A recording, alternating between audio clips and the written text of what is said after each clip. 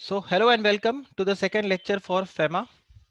Now in our yesterday's lecture, first lecture we had covered FEMA Act कब आया था, कब से FEMA Act implement हुआ. Then हमने देखा FEMA से पहले कौन सा act था, that was FERA. Then we saw FERA और FEMA में क्या difference था. So ये informally हमने discuss करके इसको पढ़ा था. Then we saw कि FERA से FEMA में shift होने का ज़रूरत क्यों था. Then हम लोगों ने यहाँ पर फॉरेक्स रिजर्व्स और के बारे में बात किया था. We also saw the objective of the FEMA Act, that is its preamble. Then FERA और FEMA के बीच में एक formally हमने distinguish between पढ़ा. Then we saw the miscellaneous points जैसे कि RBI is the regulator here, ठीक है. Authorized person के बारे में हमने यहाँ पर चेक किया. फिर हमने देखा कौन रूल्स बनाएगा, कौन रेगुलेशंस बनाएगा. फिर हमने देखा कैसे रिस्ट्रिक्शंस वगैरह इम्पोज करते हैं और कैसे आरबीआई और सेंट्रल गवर्नमेंट अलाउ करता है. We also saw something called as the Enforcement Directorate or the Directorate of Enforcement, right? जो कि यहाँ पर रेगुलेटर है. हमने बस इसके बारे में डिस्कस किया था, अभी इसको हमें डिटेल में कवर करना बाकी है. Same way, authorized person also we have to discuss it in detail. We just have discussed the basics of what is a authorized person here. Then we also saw what is the role of Reserve Bank of India in the entire FEMA. और जब हम बात करते हैं FEMA के extent के लिए तो हमने चेक किया था. This is basically what, this is your section number 1, जहां पर हम लोगों ने चेक किया कि फेमा कहाँ कहाँ एक्सटेंड होता है. सो एक्स्ट्रा टेरिटोरियल जुरिस्डिक्शन है फेमा का. That FEMA does not extend only to India, it is also applicable to outside India or anywhere in the world where the person to whom the FEMA is applicable is doing any transaction there. Then आज हमें यहाँ पर cover करना है the definitions, और कल हमने कुछ डेफिनेशंस को डिस्कस भी किया था. और ये डेफिनेशंस हमारे थे, हमने बेयर एक्ट से उठाया था और हमने यहाँ पर कुछ डेफिनेशंस को डिस्कस किया था. और ये डेफिनेशंस हमने डिस्कस किया था द कैपिटल अकाउंट ट्रांजैक्शंस. और कैपिटल अकाउंट ट्रांजैक्शंस आज हम और ज़्यादा डिटेल में डिस्कस करेंगे. हमने फिर करंट अकाउंट ट्रांजैक्शंस को भी देखा था. What is current account transaction, ED का डेफिनेशन हम लोगों ने देखा. We also saw the definition of foreign exchange. We also saw the definition of foreign security, right? और इसके बाद में अगर आप चेक करो तो हमने यहाँ पर पर्सन का डेफिनेशन देखा था, राइट? Person includes all. और आज हमें ये पर्सन रेसिडेंट इन इंडिया इस डेफिनेशन को कवर करना है. जो मैंने आप लोगों को बताया था ये काफ़ी ज़्यादा इंपॉर्टेंट होगा. So that's where the definitions will pack up today. और यहाँ से आएगा अपने पास मेजर जो सेक्शंस है, हम आज वहाँ पर हिट करना शुरू करेंगे. अब देखो मेजर सेक्शंस में आपको यहाँ पर ध्यान रखना है, आपके पास सेक्शन 5 है जो बेसिकली डील करता है किसके साथ, करंट अकाउंट ट्रांजैक्शन के साथ. और सेक्शन 6 है जो डील करता है कैपिटल अकाउंट ट्रांजैक्शंस के साथ. सो आज के लेक्चर में प्रोबेबली हम यहाँ पर कवर करेंगे द डेफिनेशन ऑफ पीआरआई. और PROI is the very simplest definition. The person who is not a PRI is a PROI. इसके अलावा हम यहाँ पर समझेंगे कि करंट अकाउंट ट्रांजैक्शंस कौन से होते हैं, और हम यहाँ पर समझेंगे कैपिटल अकाउंट ट्रांजैक्शंस क्या होते हैं. एक बार हमारा ये 4 डेफिनेशंस यहाँ पे क्लियर हो गया, एंड ट्रस्ट में ये 4 डेफिनेशंस बहुत इंपॉर्टेंट है. ये 4 डेफिनेशंस हमारा क्लियर हो गया, उसके बाद में हम ये वाले पार्ट को पूरी तरीके से यहाँ पर पढ़ सकते हैं. ना one more thing if I would like to tell you about FEMA. FEMA is a act जिसमें आप देखो बहुत ज़्यादा सेक्शंस नहीं है, यहाँ पर 49 सेक्शंस ही हैं पूरे फेमा के अंदर. अगर आप देखो तो 49 सेक्शंस है, उसमें भी बीच में बहुत सारे सेक्शंस ऐसे हैं जो कि ओमिट हो चुके हैं, डिलीट हो चुके हैं. आप जैसे देखो यहाँ पर सेक्शन 29, 30, 31, 26, 25, 5 सेक्शन तो यहीं पर आपको ओमिटेड मिल रहा है. इसके अलावा यहाँ पर 6, 7, 8 सेक्शंस और ओमिट हो गए. तो ऑलरेडी आप देखो फेमा 49 सेक्शंस का था, बीच में आप देखो 14A इस तरह से करके है, बट इसमें भी आप देखो 8 सेक्शंस आपके ओमिट हो गए. तो तकरीबन फेमा आपका कितना सेक्शंस का एक्ट है, इट्स अ 41 सेक्शन एक्ट. कुछ यहाँ पर बीच में और सेक्शंस आ जाते हैं but not more then 40-42 sections, इससे ज़्यादा यहाँ पर नहीं है, मतलब हाफ सेंचुरी भी नहीं हो रहा. बट स्टिल फेमा यहाँ पर काफ़ी डिफिकल्ट होता है. इसका रीज़न क्या है, because FEMA is not just red stand alone. आप जब भी फेमा को पढ़ोगे आपको फेमा एक्ट तो है, फेमा एक्ट में आपको हर बात के लिए क्या मिलेगा, यू विल फाइंड रेगुलेशंस. आपको हर सेक्शन में, हर उसमें प्रोविजन पे, हर सब सेक्शन के लिए आपको यहाँ पर क्या मिलेगा, रेगुलेशंस मिलेगा. आपको डिफरेंट यहाँ पर रूल्स मिलेंगे. तो आपको ये थोड़ा सा डिफिकल्ट हो जाता है फेमा को सबको एक साथ ग्रैस्प करना. तो आपको ये पॉइंट मैं क्यों बता रहा हूँ, बिकॉज फेमा जब भी आप पढ़ते हो बिना रेगुलेशंस के, बिना फेमा के रेगुलेशंस के आप अगर फेमा पढ़ रहे हो, ठीक है, तो वो कोई बहुत ज्यादा आपको फ्रूटफुल होगा नहीं, आपको कोई बहुत ज्यादा बेनिफिट ये देने नहीं वाला। बिकॉज यहाँ पर आपको सिर्फ बेसिक पॉइंट मिलेगा, this is just going to be the basics part. और रेगुलेशंस अगर आप यहाँ पर देखोगे, ये आपको स्पेसिफिक प्रोविजंस बताएंगे। दूसरा, यहाँ पर एक और फेमा में क्या चैलेंज आता है, आप बोलोगे सर ये तो आप हमें डरा रहे हो। देखो मैं डरा नहीं रहा हूँ, बट जैसे क्रिकेट मैच स्टार्ट होता है उसके पहले वो पिच रिपोर्ट बताते हैं ना, मैं बिल्कुल वैसे ही आपको यहाँ पर पिच रिपोर्ट बता रहा हूँ कि कैसा है ये। हालांकि एग्जाम परस्पेक्टिव से आपका जो रेलेवेंट होगा वो मैं आपको अलग से बताते रहूंगा कि एग्जाम के लिए तो ये आपको ऐसा नहीं कि एग्जाम में कोई आपसे क्वेश्चन पूछेगा वाई फेमा इज डिफिकल्ट। ये आपको मैं इन जनरल बता रहा हूँ ताकि आप कभी अगर खुद से फेमा को पढ़ो, मतलब मोर देन एग्जाम ओरिएंटेड अगर आप कभी प्रिपरेशन करो, so at that point of time you should be clear कि हम फेमा में क्या पढ़ रहे हैं, कैसे पढ़ रहे हैं, क्यों पढ़ रहे हैं, ये इस तरह से स्ट्रक्चर क्यों है, आप परेशान क्यों होते हो फेमा में। And that is the reason you are going to find very few professionals who have specialized in FEMA. I don't say I have specialized in FEMA, but working knowledge, advance knowledge और specialised knowledge, specialised knowledge वाले आपको बहुत कम मिलेंगे। I am into who is into advance knowledge, gradually मैं advance knowledge पे आ गया हूँ, but working knowledge वाले आपको कई जने मिलेंगे। और कई ऐसा भी होता है कि आप यहाँ पर काफी कंफ्यूज हो जाओगे जब फेमा का कोई प्रोविजन आता है, बिकॉज फेमा के एक्ट के अंदर एक डेफिनेशन है, see there are certain definitions which are given in the FEMA act, and there are so many words which are used in the act but are not defined in the act. तो इन that case आप यहाँ पर किसको refer करते हो, आप refer करते हो रेगुलेशंस के डेफिनेशन को।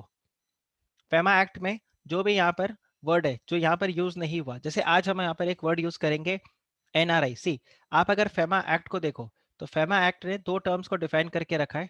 एक तो आपको पर्सन को डिफाइन किया, फिर डिफाइन कर दिया पीआरआई को, और पीआरओआई को बोल दिया हु इज नॉट पीआरआई। तो ये आपका डेफिनेशन तैयार हो गया। तो पर्सन बता दिया कौन है, तो अगर आप पर्सन की कैटेगरी में हो लिटरली जिसमें हर कोई फॉल कर जाएगा, फिर आपको वहां पर क्या चेक करना है, उसका रेसिडेंस चेक करना है, weather he is a resident in India और नॉट।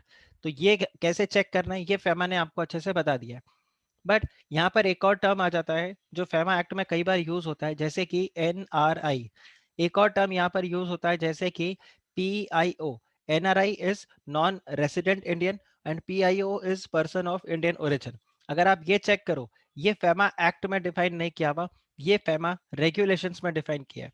अब एक और चैलेंज यहाँ पर जो आता है कि फेमा रेगुलेशंस में भी अलग अलग रेगुलेशंस के अंदर इसके अलग अलग डेफिनेशंस है। जैसे फेमा डिपॉजिट रेगुलेशंस आप देखोगे, वहां पर इसको डिफाइन किया गया है, लगभग इसी के जैसा डेफिनेशन आपको किसी और रेगुलेशंस में भी मिलेगा।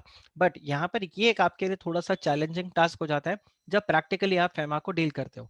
तो उसमें आपको क्या करना है, आपको ये चेक करना होगा कि कौन सा रेगुलेशन आपके ऊपर एप्लीकेबल हो रहा है और उस रेगुलेशन के हिसाब से क्या डिफाइन किया हुआ है, और अकॉर्डिंगली आप वहां पर किसी भी चीज को सर्च करोगे। FEMA, I will tell you, it is so vast, it is so huge that मतलब आपको इसमें आप जितना मर्जी पढ़ते जाओ, it is very vast, very huge, और बहुत टाइम आपको लगता है इन सबको चीजों को एक एक को कॉम्प्रिहेंड करने में। बट एक बार अगर आपके दिमाग में ये प्रॉपरली कॉम्प्रिहेंड हो गया, then FEMA is nothing like it, बहुत इजी आपके लिए रहता है। दूसरा एक चैलेंज आपको फेमा में मिलता है कि जैसे सेबी के अंदर काफी क्विकली रेगुलेशंस चेंज होते हैं on a day to day basis, you get the amendments here. FEMA के अंदर भी इस तरह से काफी जल्दी जल्दी चेंजेस यहाँ पर आते हैं, सो इनको ट्रैक करना आपके लिए थोड़ा सा डिफिकल्ट होता है। बट ओवरऑल अगर मैं आपको बताऊं, क्योंकि ये ज्यादा डिफिकल्ट है, क्योंकि ज्यादा चैलेंजिंग है, तो FEMA is a high pay job. अगर आपका फेमा में एक्सपर्टीज है तो आप ये देख लेना, it's a high pay job, आपको काफी ज्यादा पे मिलेगा when it comes to FEMA, it's a high pay job. और आपको यहाँ पे मतलब अगर फेमा में आपका स्पेशलाइजेशन हो जाए, ये आपको मैं क्यों बता रहा हूँ, बिकॉज जो चैप्टर हम यहाँ पे पढ़ने वाले हैं, at least you should know what is the career perspective also, not just exam oriented, you should also know what is the career perspective of FEMA. So और इंस्टीट्यूट ने जो चार कोर एरियाज एक कंपनी सेक्रेटरी के लिए बताए हैं, उसमें से एक फेमा भी है, राइट। तो FEMA is also one of the core area of a company secretary जहां पर आप प्रैक्टिस कर सकते हो। With that note, I will start with the definition of person resident in India. तो आप यहाँ पे देखिए, डेफिनेशन आ जाता है of a person resident in India, PRI।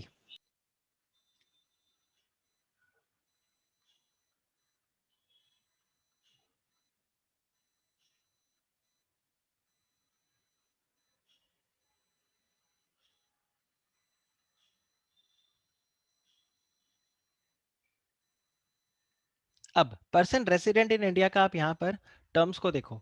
मैं आपको पहले यहाँ पर इनका जो बेयर एक्ट है, बेयर एक्ट वाले डेफिनेशन में लेकर जाता हूँ और फिर हम यहाँ पर इसको और डिटेल में लिखते हैं और इसको डिस्कस करते हैं। सो अगर आप यहाँ पे देखो, person resident in India. So person resident in India means what? It means a person who is residing in India. ठीक है, now person का definition हमारे को clear है, literally everyone falls into this definition. ठीक है, तो आप इसके लिए परेशान नहीं होके. So person resident in India means who? Means a person who is residing in India and who is residing in India for more than 182 days. अब यहाँ पर ध्यान रखो, वर्ड क्या यूज किया हुआ है, more than 182 days during कब, during the course of preceding financial year, during the course of preceding financial year. इसको एक बार आप छोड़ो, but does not include को, तो यहाँ पर सबसे पहला जो definition आपके पास आ रहा है कि who is a person resident in India. So a person resident in India is who?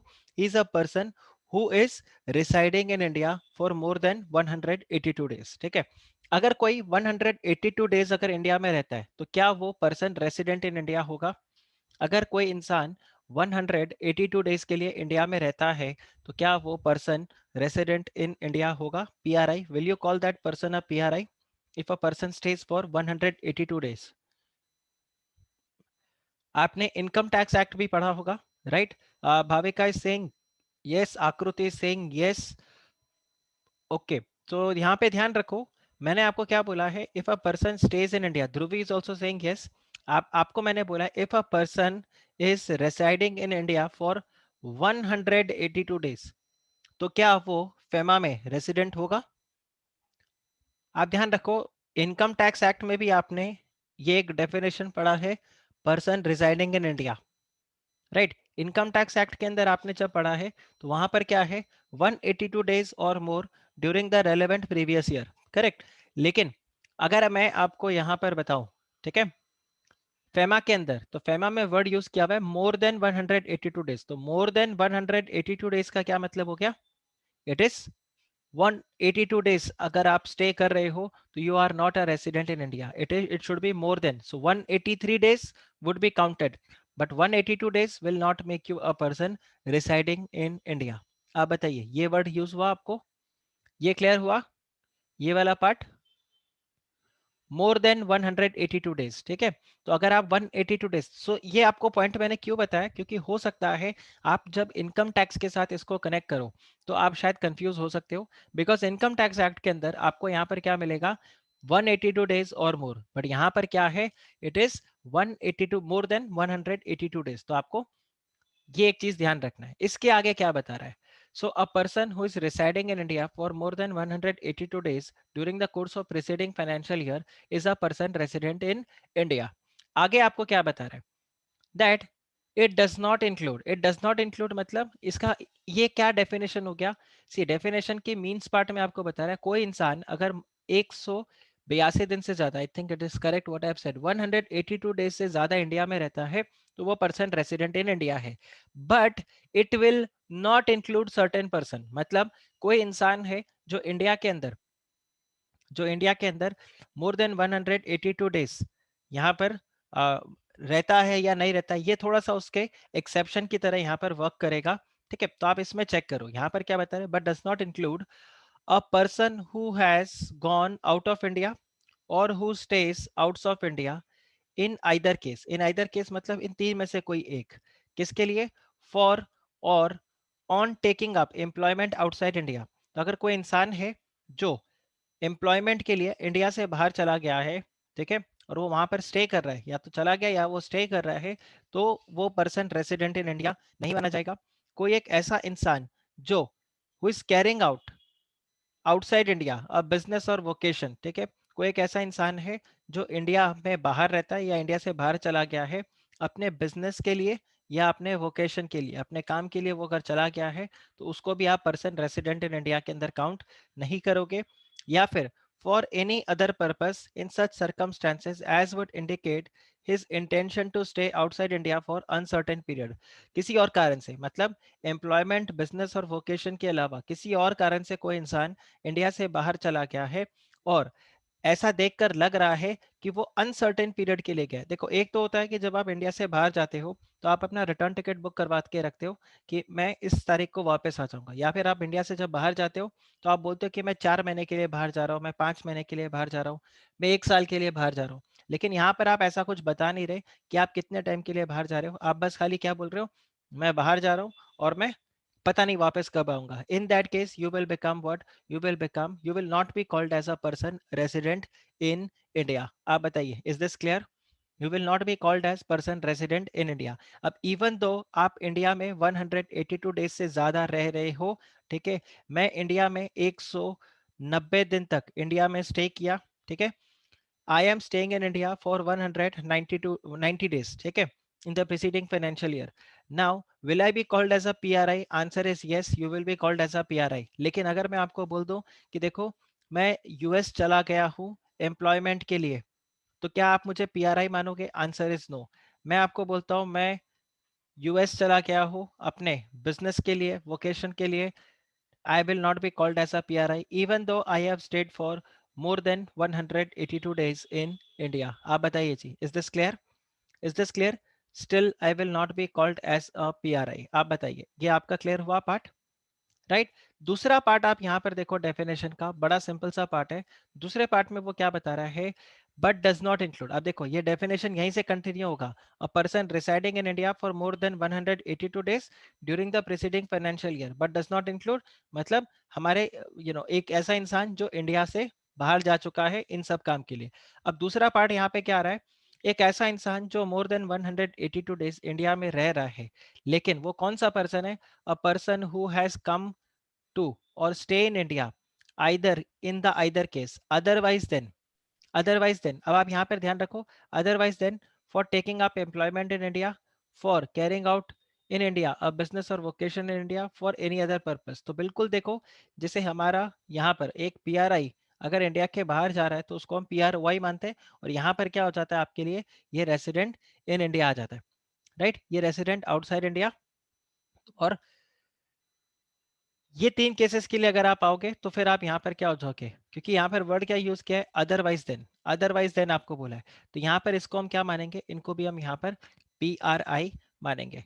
तो ये तो हो गया पर्सन के लिए। आगे आपको क्या बता रहा है, दैट डोंट वरी, इसका मैं आप लोगों को एक चार्ट भी बना कर दूंगा जिससे आपको ये समझने में काफी ज्यादा इजी हो जाएगा। फर्दर अगर आप देखो, एनी पर्सन और अ बॉडी कॉर्पोरेट रजिस्टर्ड और इनकॉर्पोरेटेड इन इंडिया, तो कोई भी ऐसा कंपनी अगर आपने इंडिया में इनकॉर्पोरेट कर दिया, इवन दो वो 100% सब्सिडरी हो किसी फॉरेन कंपनी का, still that company will be called as what, still that company will be called as a person resident in India, क्योंकि वो इंडिया के अंदर इनकॉर्पोरेट हुआ है, तो उस कंपनी को हम पर्सन रेसिडेंट इन इंडिया बोलेंगे। इसके अलावा यहाँ पर क्या बताया हुआ है, any branch office, any office branch और एजेंसी इन इंडिया, ठीक है, विच इज ओड और controlled by a person resident outside India. तो हमने बोला चलो ठीक है, हम कोई बॉडी कॉर्पोरेट को यहाँ पर तैयार नहीं करेंगे, मतलब हम कंपनी को इनकॉर्पोरेट नहीं करेंगे, हम एक ऐसी ऑफिस ओपन कर देंगे, ठीक है, एक ब्रांच ऑफिस जैसा ओपन कर देंगे, तो हम शायद इस वाले पॉइंट से बच जाए और हम पी आर वाई बन जाएंगे।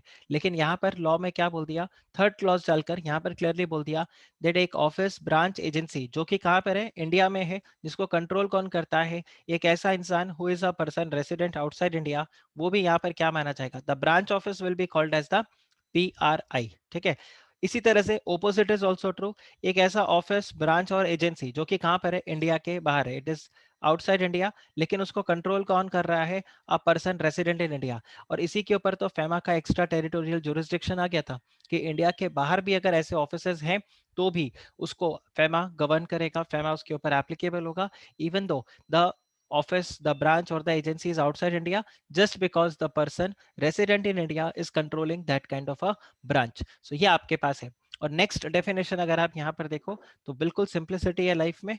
Person resident outside India means a person who is not a resident in India. So it's a very very simple definition here that PROI means a person who is not resident in India. So ये आपका definition है पूरा। आप बताओ क्या ये आपको एक बेसिक क्लैरिटी आ गया आपका, ताकि इसको फिर हम और चार्ट बना के और अलग अलग क्वेश्चंस के थ्रू इसको हम डिस्कस करें। क्या ये आपका एक बेसिक क्लैरिटी आपको मिला इसमें?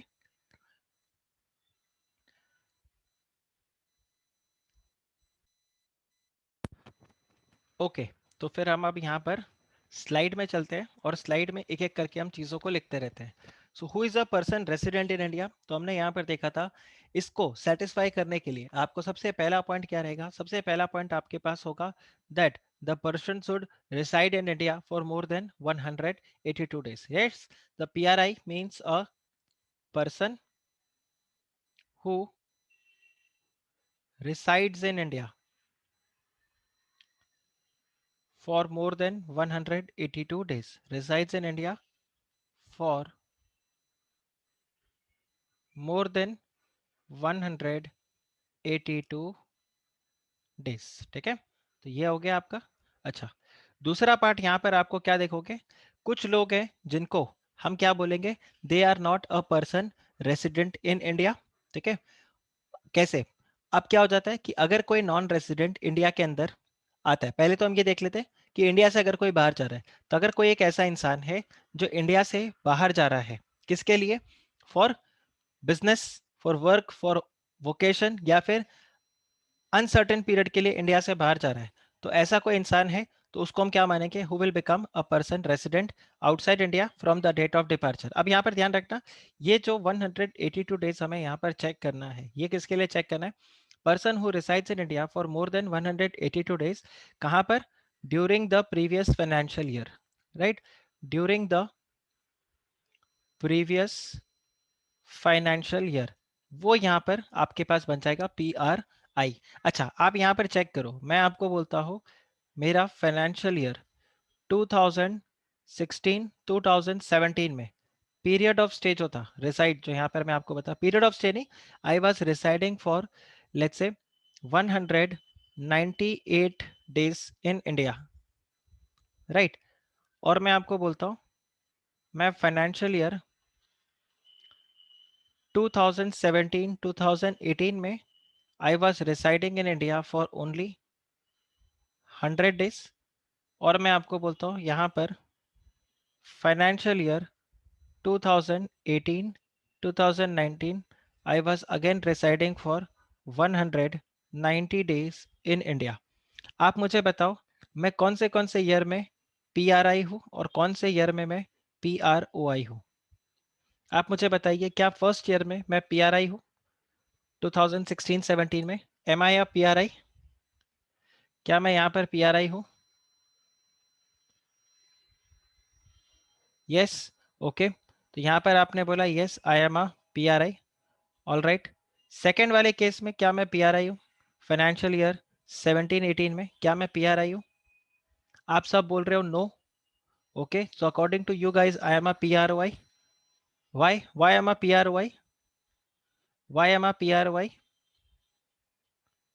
Y am I a PROI? आप मुझे PROI क्यों बोल रहे हो फाइनेंशियल ईयर 17-18 के अंदर? आप चेक करो मैंने जो लिखा है, 182 डेज कंप्लीट नहीं हुए। ओके, तो आप मुझे बताओ 182 डेज मुझे कौन से ईयर के लिए देखना है? अगर मैं 17-18 में अपना स्टेटस पता कर रहा हूँ, तो मुझे मेरा पीरियड ऑफ स्टे 17-18 का देखना है या period of stay previous year का देखना है? प्रीवियस ईयर का। तो 17-18 के अंदर मैं यहाँ पे प्रीवियस ईयर का देखूंगा और मैं बोलूंगा देखो भाई, प्रीवियस ईयर में मेरा स्टे कितना था? 198 days. So this was more than 182 days, therefore in this year I will be a PRI। Current year के स्टे से हमें कोई मतलब नहीं है, हमें किसको चेक करना है? हमें प्रीवियस ईयर से चेक करना है। इसके अलावा अगर आप यहाँ पर इस ईयर को चेक करो तो मैं क्या बोलूंगा, ये देखो फाइनेंशियल ईयर 2018-2019, इसमें मैं प्रीवियस ईयर का स्टे अपना चेक करूंगा और मेरा प्रीवियस ईयर का स्टे कितना आ रहा है? 100 डेज। ठीक है, अगर प्रीवियस ईयर का स्टे मेरा 100 डेज आ रहा है तो this is not more than 182 days. तो फाइनेंशियल ईयर 18-19 में I will be called as a PROI even though my stay is for 198 days। आप बताइए क्या ये क्लियर हुआ आपको? क्या ये क्लियर हुआ आपको? क्या ये वाला क्लियर हुआ? तो आपको यहाँ पर क्या ध्यान रखना है? That current year stay is not important, right? So current year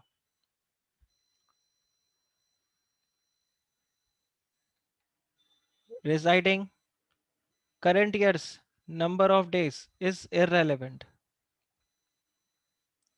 It is not relevant for current year. It is not relevant for current year. आपको प्रीवियस ईयर का चेक करना है, ठीक है? So check previous year. आप बताइए, ये clear हुआ आपको? क्या ये क्लियर हुआ आप लोगों को? Simple point. तो एक ये मिस्टेक हो जाता है जब आप क्या करते हो, आप करंट ईयर के स्टे को देखते हो और फिर अकॉर्डिंगली कैलकुलेट करते हो. तो आपको ध्यान रखना है, करंट ईयर के स्टे को तो आपको वैसे भी नहीं देखना. ओके, सो यहाँ पर आपका फर्स्ट पॉइंट कंप्लीट होता है. अब हम आगे बढ़ते हैं और हम सेकंड पॉइंट को लिखते हैं यहाँ पे, that there are certain person who will not be called as a person resident in India. ठीक है, तो सेकंड कैटेगरी यहाँ पर, even with a stay of more than 182 days, more than 182 days, the following people or the following person will not be considered as PRI. कौन है ये लोग? कौन है ये लोग जिनको यहां पर अलाउ नहीं करेंगे? तो इसमें आपको क्या चेक करना है? देखो, दो कैटेगरी है कि अगर कोई एक ऐसा इंसान है, ठीक है, if a person, if an individual who leaves India, right, or stays outside India for employment, business, vocation, ठीक. So यहाँ पर क्या है? If an individual leaves India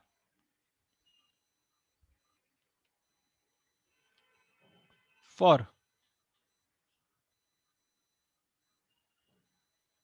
employment, for business, for vocation, या फिर for uncertain period,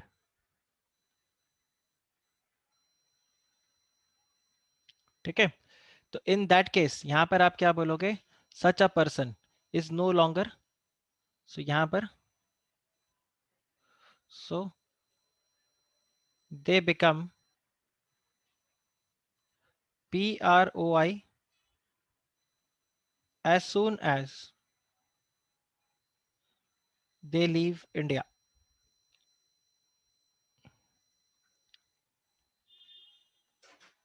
आप बताइए, क्या ये आपको क्लियर हुआ? जैसे ही वो इंडिया छोड़ेंगे, वो यहाँ पर क्या बन जाएंगे? PROI. जैसे मैं आपको यहाँ पर एक एग्जांपल देता हूँ.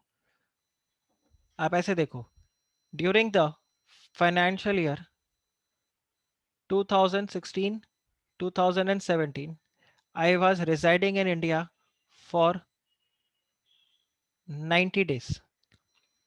तो आप मुझे बताओ, 2017 2018 में मेरा स्टेटस क्या होगा? What will be my status? What will be my status? PROI. तो यहाँ पर मेरा स्टेटस होगा PROI, क्योंकि प्रीवियस ईयर में मैं 90 डेज के लिए था. बट अब देखो, यहीं पर मैं आपको थोड़ा सा सिनेरियो चेंज करके देता हूँ और मैं आपको यहाँ पर बोलता हूँ, आप ये देखो, financial year, sorry, financial year 2016 2017 में I was there in India for 192 days. ठीक है. After that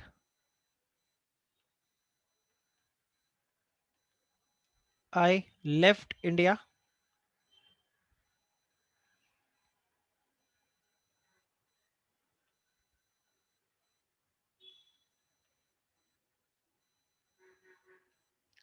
after that I left India for business purpose. ठीक है. तो आप मुझे ये बताओ, what is my status? What is my status for 2016, 2017, and what is my status for 2017, 2018? बहुत ध्यान से आपको इसको आंसर करना है. What is going to be my status for 2016, 2017, and what is going to be my status for 2017, 2018? आप बताइए. PROI, तो यहां पर तो किसी को डाउट ही नहीं होगा. यहां पर तो मैं क्या हूं? PROI. Undoubtedly I am a PROI. Okay.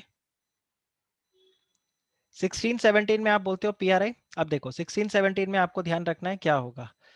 16-17 में I will B PRI till the time I was residing in India. जब तक मैं इंडिया में स्टे कर रहा था तब तक मैं PRI हूँ, और जब मैं इंडिया से बाहर चला जाता हूँ तो मैं PROI बन जाऊंगा. When I left India. So as soon as I left India, I will be a PROI, and thereafter I will be considered as PROI जब तक मैं वापस से इंडिया आके 182 डेज वाला टेस्ट सेटिस्फाई नहीं कर देता. आप बताओ ये क्लियर हुआ? ये वाला पार्ट क्लियर हुआ? राइट. तो जो हम यहाँ पर देख रहे हैं, तो they become PROI as soon as they leave India. आप ये देखिए, ये आ रहा है आपको समझ में? जैसे ही आप इंडिया से निकल जाओगे you will become a PROI. Correct. Right. Same way अब मैं वापस से आपको यहाँ पे बता रहा हूँ. Even if the stay is for more than 182 days, the following person will not be considered as PRI. तो देखो यहाँ पर बी पार्ट, तो वो ऐसे कौन से लोग हैं? तो वो ऐसे है कि सपोज करो कोई एक नॉन रेसिडेंट है. ठीक है. कोई एक नॉन रेसिडेंट है, non resident individual, a non-resident individual who comes to India. ठीक है. And stays for more than 182 days. More than 182 days, right?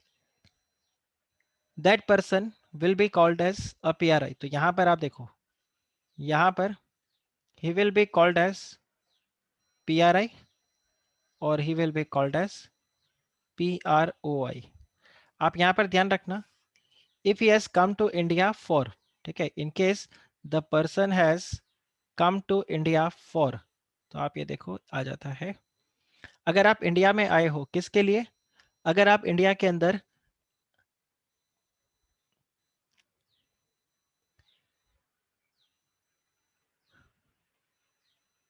अगर आप इंडिया में आए हो for the purpose of employment, right. अगर आप इंडिया में आए हो for the purpose of business, आप इंडिया में आए हो for the purpose of vocation, ठीक है, या फिर आप इंडिया के अंदर आए हो for uncertain period. If you have come to India for uncertain period, in that case you will be called as a PRI. You will be called as PRI. But in other cases you will not be called as PRI, you will be called as PROI even though आप more than 182 days के लिए आए हैं. जैसे आपको मैं एक simple example देता हूँ.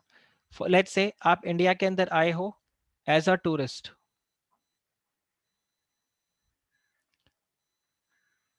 आप एज टूरिस्ट आए हो. ध्यान रखना ये वोकेशन है, वेकेशन नहीं है. ठीक है. तो वेकेशन, कल को आप बोलो टूरिस्ट तो सर वेकेशन हो गया, तो ये वेकेशन वोकेशन में कंफ्यूज मत होना. आप एज टूरिस्ट इंडिया में आए हो for, and you have stayed in India for more than 182 days. आप बोले एक साल पूरा मैं इंडिया में I am gonna stay and I will see the different festivals, right. Right from Diwali till the next Diwali, dandiya. ठीक है. नवरात्रि से लेके अपना दिवाली से लेके नवरात्रि तक सारे फेस्टिवल्स इंडिया में एक बार एंजॉय करके जाने हैं मेरे को. तो आप इंडिया में आए हो for more than 182 days, will you be called as a PRI? Answer is no, you will be called as a PROI. आप बताओ ये क्लियर हुआ आपको? ये वाला पार्ट क्लियर हुआ? राइट। अच्छा, इसके अलावा आपको एक पॉइंट और ध्यान रखना है। थर्ड पॉइंट आपको क्या ध्यान रखना है, वो एक्ट के अंदर नहीं दिया हुआ है, वो आपको यहाँ पर दिया हुआ है। Basically this is given in your judgement, it's a kind of a judgement और it's a kind of an exemption notification. और वो किसके लिए है, वो है स्टूडेंट्स के लिए। ठीक है, वो है स्टूडेंट्स के लिए। तो सपोज करो कोई एक स्टूडेंट है, ठीक है, इंडिया का, who has gone abroad, a student who has gone abroad for education. अगर कोई स्टूडेंट है who has gone to abroad for education and they reside outside India,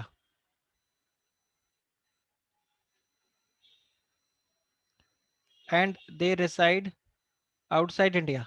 तो अभी तो हमने क्या देखा था, that if you reside outside India for uncertain period then you become a PROI। लेकिन यहाँ पर क्या है, if they reside outside India, now even though they have gone for certain period, even if it is for certain period, अगर आप certain period के लिए भी गए हो, even if it is gone for a certain period, the student will be still called as a PROI। The student will not be called as a PRI। आप बताइए क्या ये आपको क्लियर हुआ, क्या ये आपको क्लियर हुआ? अगर एक स्टूडेंट सर्टेन पीरियड के लिए भी जाता है तो भी वो यहाँ पर क्या ट्रीट किया जाएगा, even if it is for a certain period the student will be considered as a PROI। आप बताइए क्या ये क्लियर हुआ, ये वाला पार्ट? राइट, इजी, ये वाला पार्ट इजी है। ओके, चलिए तो अब हम यहाँ पर क्या करते हैं, एक फ्लो चार्ट बनाकर रख लेते हैं। ठीक है, अच्छा यहाँ पर ओनर्स ऑफ प्रूफ किसके ऊपर होगा, who will have to prove कि आप रेसिडेंट हो या आप रेसिडेंट नहीं हो। So onus of proof lies on the person. ठीक है, तो अगर आपको आरबीआई या कोई अथॉरिटी, ईडी आपको ऑथोराइज, मतलब आपके इन्वेस्टिगेट कर रहा है और पूछ रहा है कि आप पीआरआई या पीआरआईओ नहीं हो, तो आपको प्रूफ करना पड़ेगा। ठीक है, so the owners of proof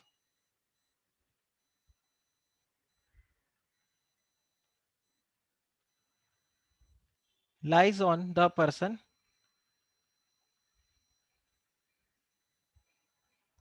to prove his or her status। आपको प्रूफ करना पड़ेगा कि आप इंडिया में स्टे कर रहे थे या आप स्टे नहीं कर रहे थे। ठीक है, तो ये आपको यहाँ पर ध्यान रखना है। अब देखिए यहाँ पर हम एक चार्ट बना लेते हैं। आप ये देखो, ये आ गया आपके पास, एक इंडिविजुअल है, individual residing for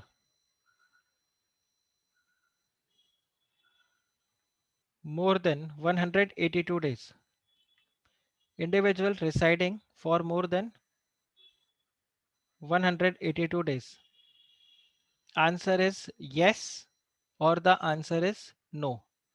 If the answer is no, तब तो ऑटोमेटिकली वो क्या बन गया, वो बन गया PROI। अगर आंसर आपका yes है तो हमें यहाँ पर क्या करना पड़ेगा, फर्दर चेक करना पड़ेगा।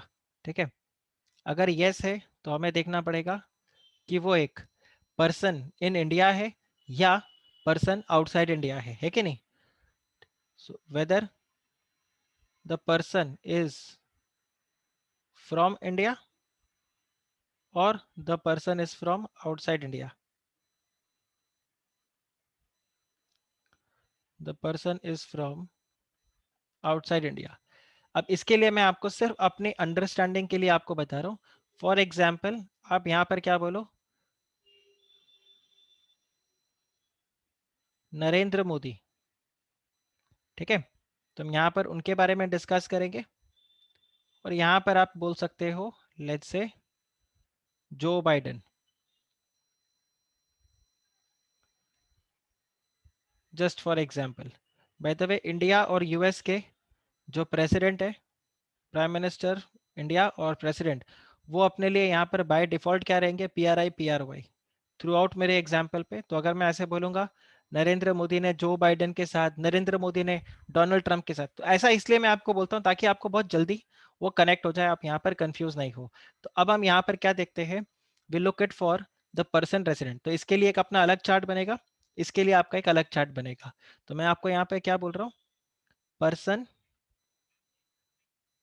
फ्रॉम इंडिया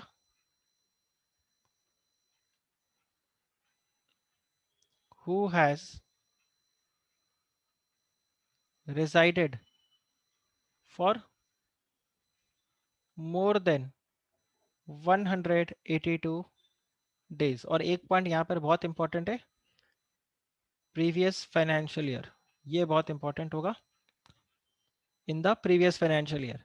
तो अब हमें यहाँ पर क्या चेक करना होगा, ऐसे इंसान को हमें चेक करना होगा क्या वो इंडिया से बाहर गया है। ठीक है, यहाँ पर हमें क्वेश्चन करना पड़ेगा, हैज गॉन अब्रॉड और स्टेज अब्रॉड फॉर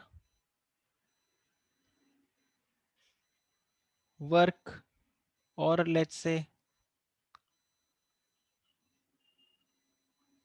बिजनेस और फॉर एम्प्लॉयमेंट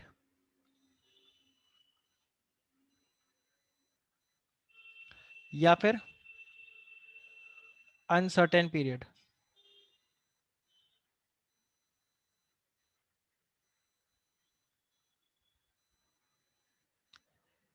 अगर आपका आंसर है यस, तो आप क्या बन जाओगे, you become PROI। Okay, you become PROI as soon as, ये सून थोड़ा ज्यादा इमोशनल हो गया, as soon as the person departs from India. जैसे ही आप इंडिया से निकलोगे, you become a person resident outside India. लेकिन सपोज करो ऐसा नहीं है, सपोज करो आप घूमने फिरने के लिए निकले हो, तो यहां पर आपके पास क्या हो जाएगा, you will become, you will be a PRI। In that case you will be a PRI। इसका सिर्फ एक ही एक्सेप्शन आपको मिलेगा, और वह एक्सेप्शन क्या होगा, exception would be student going outside India, है कि नहीं। So student going for education for certain period.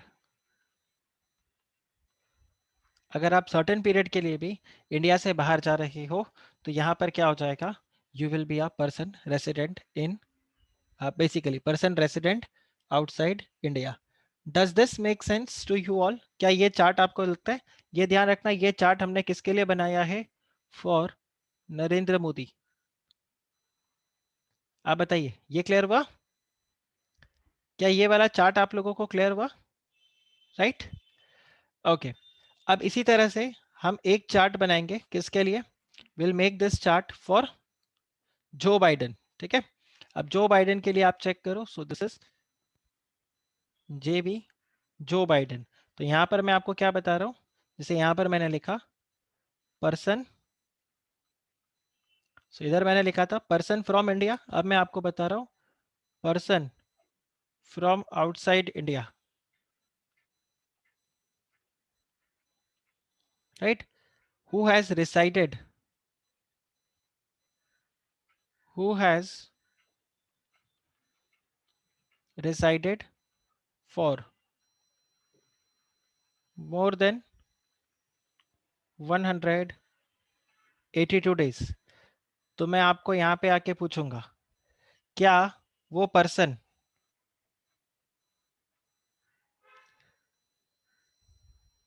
Has come to India for work employment, business, vocation या फिर अनसर्टेन पीरियड? अगर आपका आंसर है यस, तो ये क्या बन जाएगा? ये बनेगा PRI। और अगर है नो, तो फिर ये क्या है? PROI। आप बताइए, मेक सेंस? आप बताइए, मेक सेंस पूरा चार्ट? ये जो पूरा चार्ट है, दिस मेक सेंस? ये देखो, ये यहां से हमने बनाया चार्ट, तो आपको ये ध्यान रखना है। आप बताइए, इज दिस क्लियर? ओके, तो मैं आपको यहाँ पे फिर कुछ क्वेश्चंस को पूछता हूँ और आप मेरे को उसका आंसर करो कि क्या वो पर्सन रेसिडेंट इन इंडिया है या नहीं। तो ये लीजिए, ये हो जाता है हमारे पास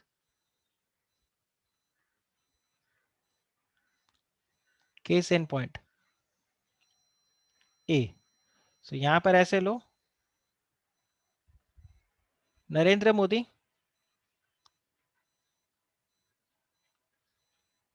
resided in India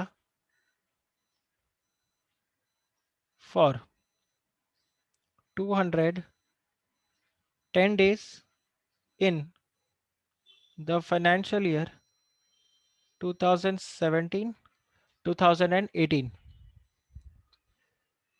आप मुझे यहाँ पर बताओगे what is the status in financial year 2017-2018, what is the status in the financial year 2018-2019। 17-18 में क्या स्टेटस होगा और 18-19 में क्या स्टेटस होगा? आप मेरे को प्रॉपर ऐसे लिख के दो कि 17-18 PRI PROI, फिर 18-19 PRI PROI। 17-18 में इनका क्या स्टेटस होगा और 18-19 में क्या स्टेटस होगा?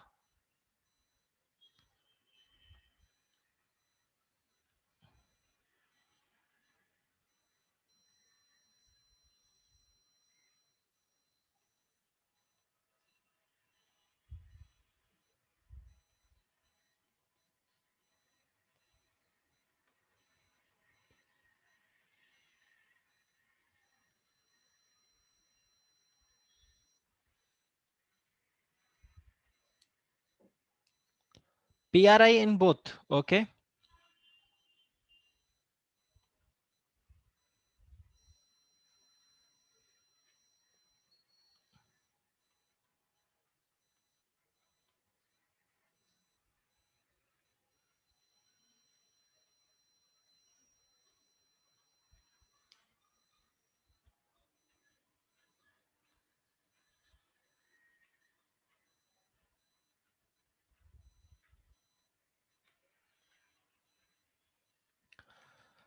सो 17-18 के अंदर तो इनका स्टेटस क्या रहेगा? 17-18 में he will be a PRI, और 18-19 में भी इनका स्टे क्या रहेगा? क्योंकि इनका स्टे क्या था? 210 डेज था 17-18 में, तो यहां पर भी ये क्या रहेंगे? ये PRI रहेंगे। Correct, correct. तो ध्रुवी, झील, धनश्री तीनों ने आंसर किया। अब आप मुझे यहां पर बताइए, what will be his status for 17-18 and 18-19? क्या स्टेटस रहेगा इनका? हमने ये क्वेश्चन ऑलरेडी कर लिया है, इस टाइप का क्वेश्चन हमने ऑलरेडी कर लिया है। सो दैट्स द रीजन मैं आपसे करेक्ट आंसर यहां पर एक्सपेक्ट कर रहा हूं।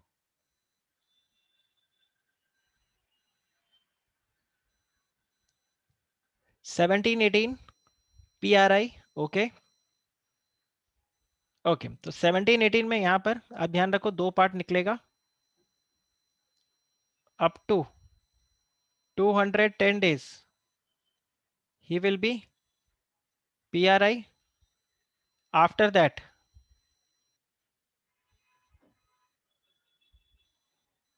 he will be PROI। और आप अगर 18-19 का चेक करो तो 18-19 तो बाय डिफॉल्ट ये क्या हो जाएगा? PROI। याद आ रहा है? अभी थोड़ी देर पहले हमने इसी टाइप का एक क्वेश्चन किया था, राइट? ये देखो, ये वाला, ठीक है। ऑल राइट, अब मैं आपको यहाँ पर एक और केस इन पॉइंट देता हूँ और इसका आंसर आप सही सही करोगे। सो केस इन पॉइंट ये है, take it this way, Joe Biden resides in India for 100 days, ठीक है, in the financial year 2017-2018,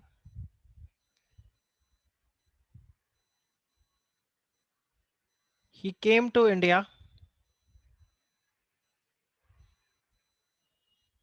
for employment। या छोड़ो, ये अपन सेकेंड पार्ट में करते हैं। आप मुझे बताइए, what is going to be his status, residential status for the financial year 2017-2018, and what will be his residential status for financial year 2018-2019? क्या रहेगा?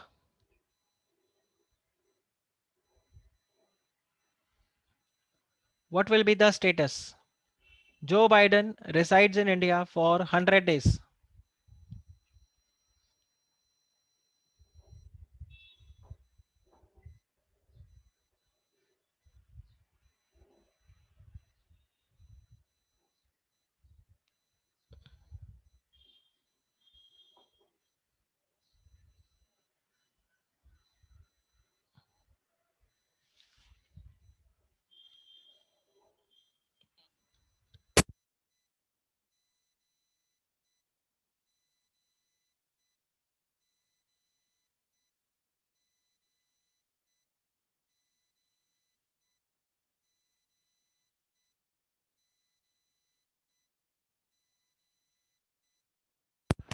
So ध्रुवी, झील दोनों ने करेक्ट आंसर किया। He is going to be a PROI in both the case, ठीक है। अब मैं यहाँ पे आपको डी पार्ट देता हूँ जो इसी से कनेक्टेड है, इसी से कनेक्टेड है। एंड मैं यहाँ पर आपको बोलता हूँ, what if he had come to India for employment, और इनका टेन्योर कितना है, जो इनका एम्प्लॉयमेंट का टर्म है, लेट्स से फॉर 5 इयर्स, 5 साल के लिए ये इंडिया में जॉब करने को आ गए। अब आप बताइए, what is going to be the status in the financial year 2017-2018 and financial year 2018-2019? बताइए, what would be the answer? So Jheel, Dhruvi, आपने आंसर किया है PROI for both the cases. Okay, okay.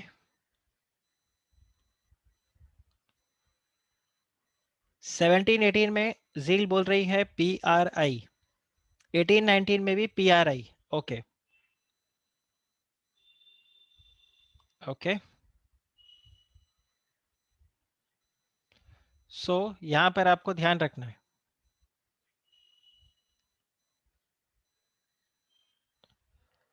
17-18 the person will be PROI। क्यों PROI? क्योंकि previous year का stay देखना है। Previous year का स्टे लेस देन 182 डेज है। 18-19 में आप क्या चेक करोगे? 18-19 में आप क्या चेक करोगे? 18-19 में अगेन आपको ये देखना है, क्या प्रीसीडिंग फाइनेंशियल ईयर में ये 182 डेज थे, आंसर इज नो। तो ये क्या बन जाएंगे, यहां पर भी he is going to be a PROI, और दोनों का रीजन यहां पर क्या रहेगा, same, that not residing for, not residing for more then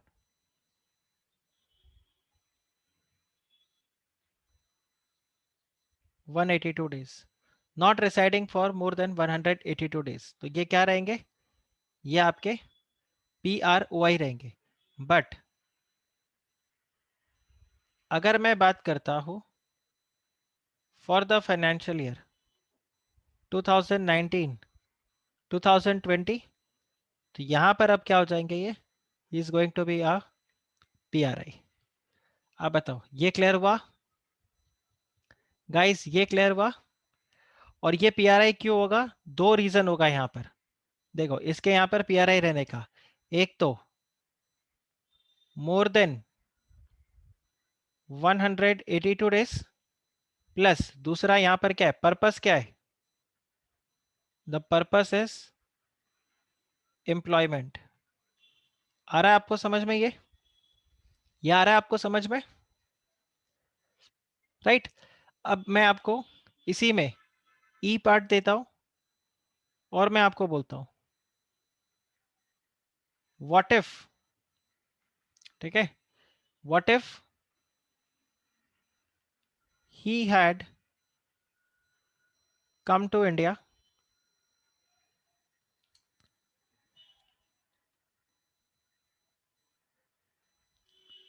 other than those four purpose. आप समझ गए, other than those four purpose मतलब एम्प्लॉयमेंट के लिए नहीं आए, वोकेशन के लिए नहीं आए, अनसर्टेन पीरियड के लिए नहीं आए, ठीक है। And stayed in India till financial year 2019 2020।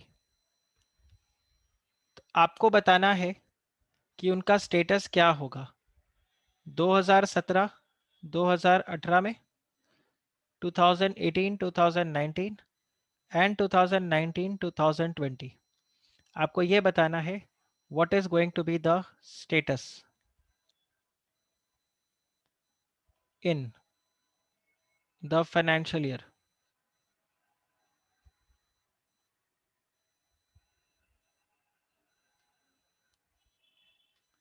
आप बताइए। भाविका ने बोला PROI in all the cases. Very good, very good. Reason,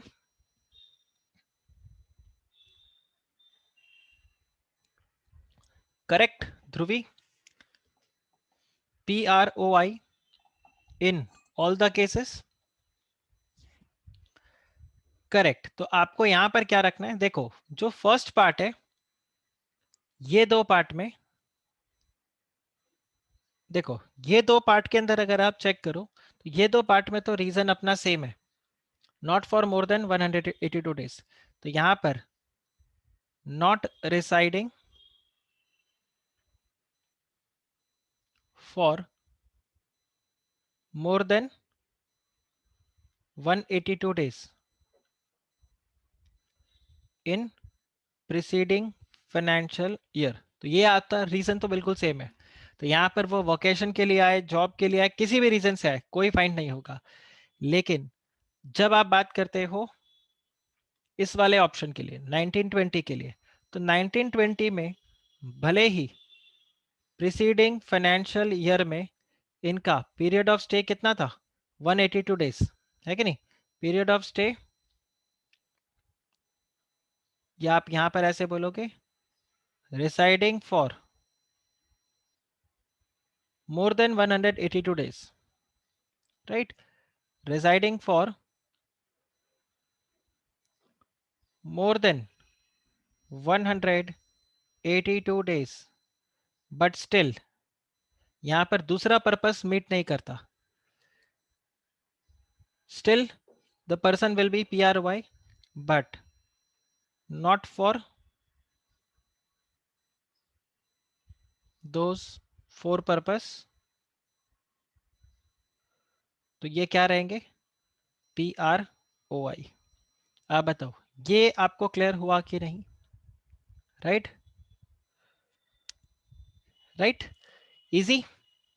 क्या पर्सन का डेफिनेशन आपके लिए अब इजी हुआ? आई होप इसमें आप अब कंफ्यूज नहीं होगे जब भी पर्सन के डेफिनेशन के ऊपर क्वेश्चन आएगा। तो हमने इतने पार्ट को कवर कर लिया। सी, इसमें तो कोई ऑप्शन ही नहीं है, इसमें तो कोई प्रॉब्लम ही नहीं है पर्सन के डेफिनेशन में। सो अ पर्सन और a body corporate which is registered और इनकॉर्पोरेटेड इन इंडिया, ठीक है, तो वो यहाँ पर क्या बन जाएगा? वो यहाँ पर पर्सन रेसिडेंट इन इंडिया होगा। आप मुझे बताइए, what would be the status of, चलिए यहाँ पर और आ जाता है अब आपका PROI के डेफिनेशन में, ये सॉरी PRI के डेफिनेशन में, अदर देन इंडिविजुअल्स, सो अदर्स। तो यहाँ पर हमने चेक किया कि अ पर्सन और a body corporate which is incorporated और registered in India is a PRI. Now tell me one thing, simple, very simple question. Donald Trump और जो बाइडेन इंडिया में आते हैं और एक पार्टनरशिप फॉर्म स्टार्ट करते हैं which is not registered, right? आप ये देखो, Joe Biden plus Donald Trump दोनों इंडिया में आते हैं और एक पार्टनरशिप फॉर्म खोलते हैं, और ये पार्टनरशिप फॉर्म रजिस्टर्ड नहीं है, this is unregistered. Tell me, क्या ये फर्म PRI है या PROI है? बहुत ही स्टूपिड क्वेश्चन है। ध्रुवी बोलती है PRI, but this is not registered in India. ये फर्म को इन्होंने रजिस्टर नहीं किया, इस पार्टनरशिप फर्म को। Correct, because it is incorporated in India. तो ये क्या बन जाएगा? ये बन जाएगा आपके लिए अ पर्सन रेसिडेंट इन इंडिया। इसके अलावा आपको और क्या चेक करना है? इसमें आ जाएंगे एनी ऑफिस, ब्रांच, ठीक है, एजेंसी, जो कि कहां पर है? Which is in India but controlled by PROI, which is controlled by a PROI, or the branch or agency is outside India but is controlled by PRI. In that case ये आपके लिए क्या बनेगा? ये होगा PRI। ये सारे के सारे आपके लिए क्या रहेंगे?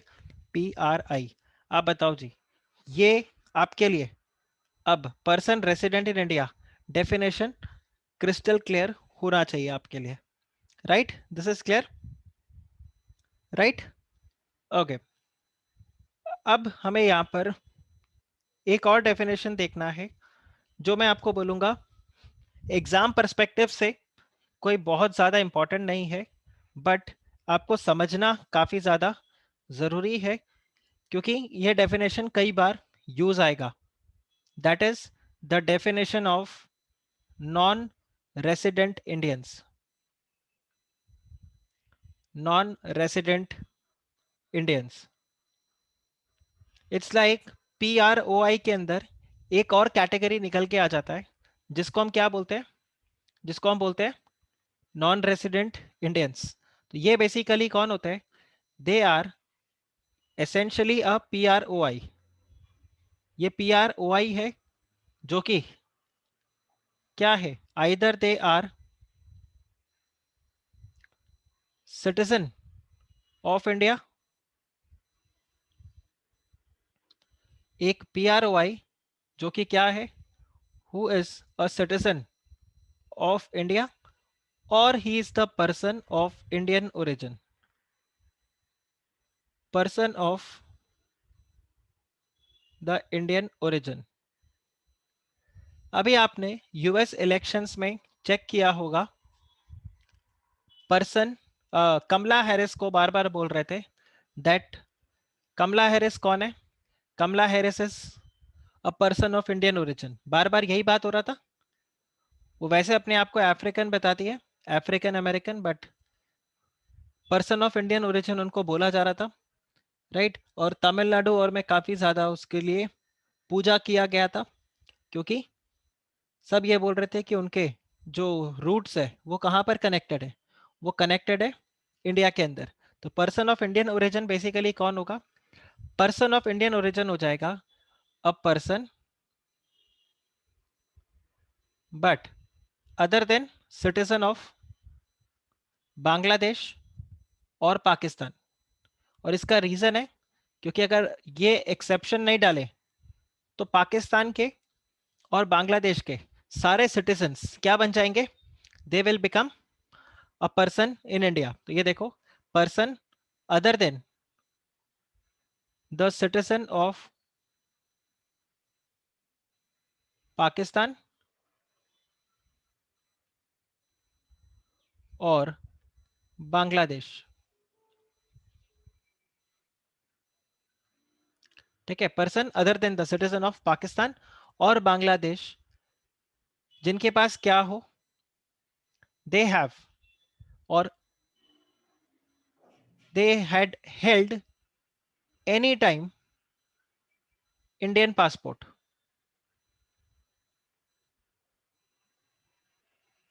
आपके पास कभी भी इंडियन पासपोर्ट था तो आप यहां पर क्या हो?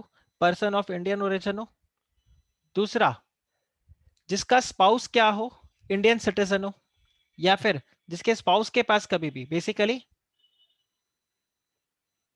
द स्पाउस ऑफ PIO, इसको PIO बोलते हैं, person of Indian origin, PIO। तो स्पाउस ऑफ PIO भी यहां पर क्या बन जाएगा? पर्सन ऑफ इंडियन ओरिजिन हो जाएगा बाय डिफॉल्ट, ठीक है। तो इसके हिसाब से अगर आप चेक करो तो निक जोनस क्या पर्सन ऑफ इंडियन ओरिजिन बन गए?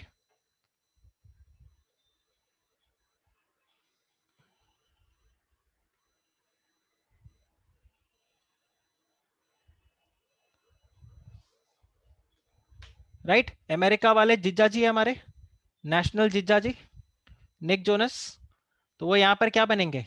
He is a person of Indian origin, ठीक है। तो उनके लिए फेमा के रूल्स थोड़े अलग होंगे। फिर अगर आप यहां पर चेक करो, या तो पेरेंट्स या उनके ग्रैंड पेरेंट्स क्या थे? They were the citizen of India. उनके पेरेंट्स या उनके grandparents they were citizen of India,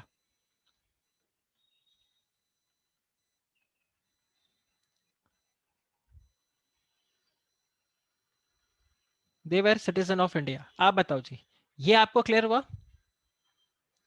क्या ये आपको क्लियर हुआ?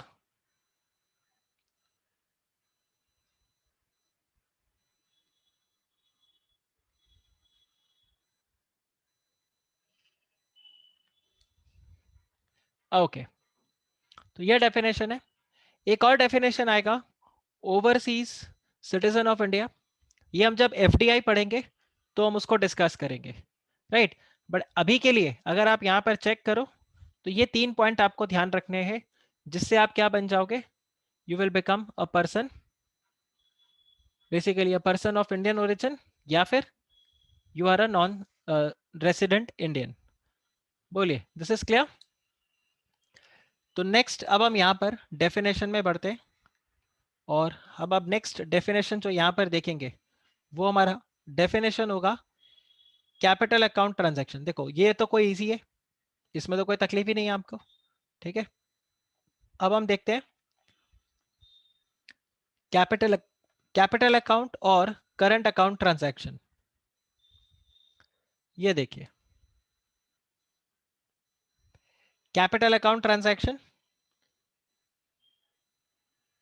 अब कैपिटल अकाउंट ट्रांजैक्शन में अगर आप देखो तो वो क्या बता रहे, capital account transaction means a transaction which alters assets or liabilities including contingent liabilities outside India of a person resident in India or assets or liabilities in India of a person resident outside India and includes the transactions which are referred here। और यहीं पर आपके पास current account transaction का definition है, और current account transaction में यहाँ पर क्या बताया हुआ है, transactions other than capital account transaction, और यहाँ पर आपको एक पूरा लिस्ट दिया हुआ है। अब गाइस आपको एक चीज ध्यान रखना है कि हम यहाँ पर कैपिटल और करंट अकाउंट ट्रांजैक्शन के बारे में क्यों इतना डिस्कस कर रहे हैं और क्यों इतना रेलेवेंट होता है। आप यहाँ पर चेक करना, एक थंब रूल है, और वो थंब रूल क्या है, आप ये देखो, जितने भी आपके कैपिटल अकाउंट ट्रांजैक्शंस है,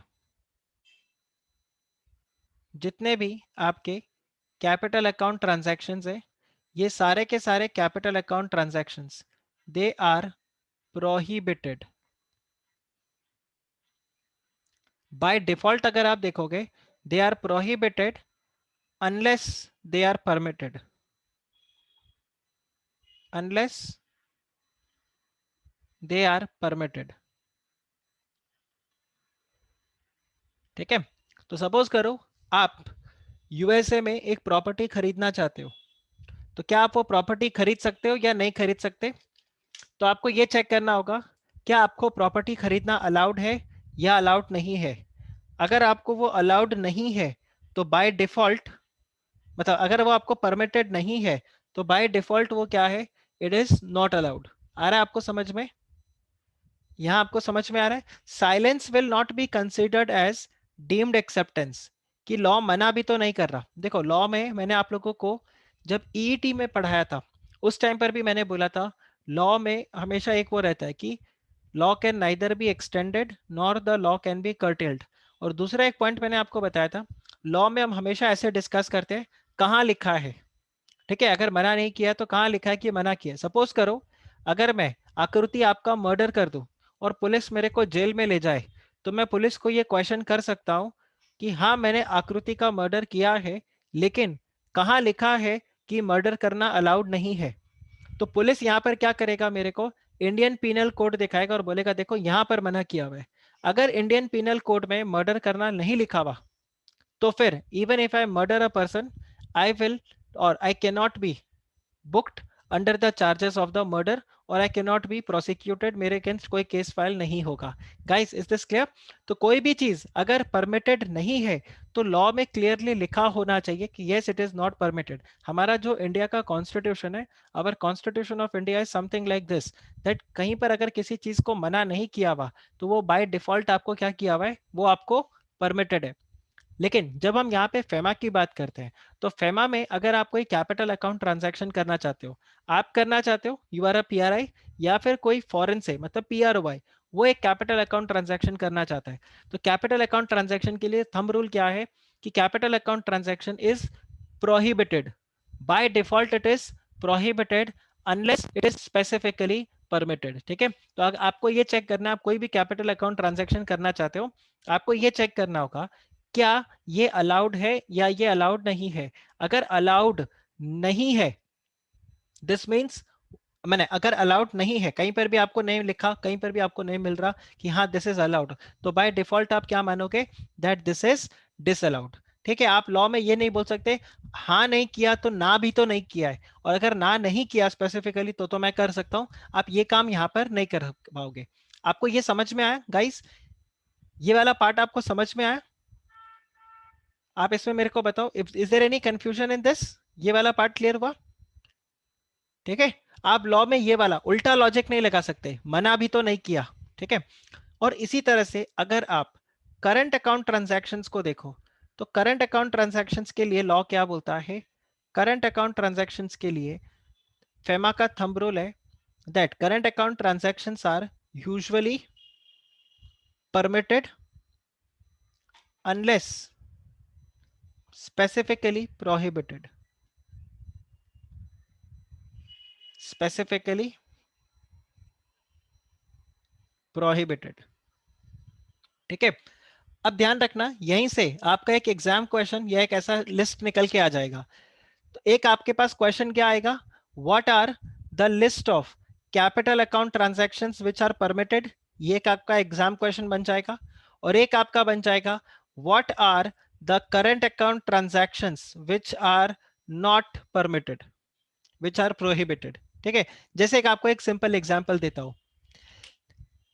इंडिया में see we all are mature adults here, ठीक है, तो मैं बिल्कुल बिना फिल्टर के एक ये वाला पॉइंट एग्जांपल आपसे डिस्कस कर रहा हूं।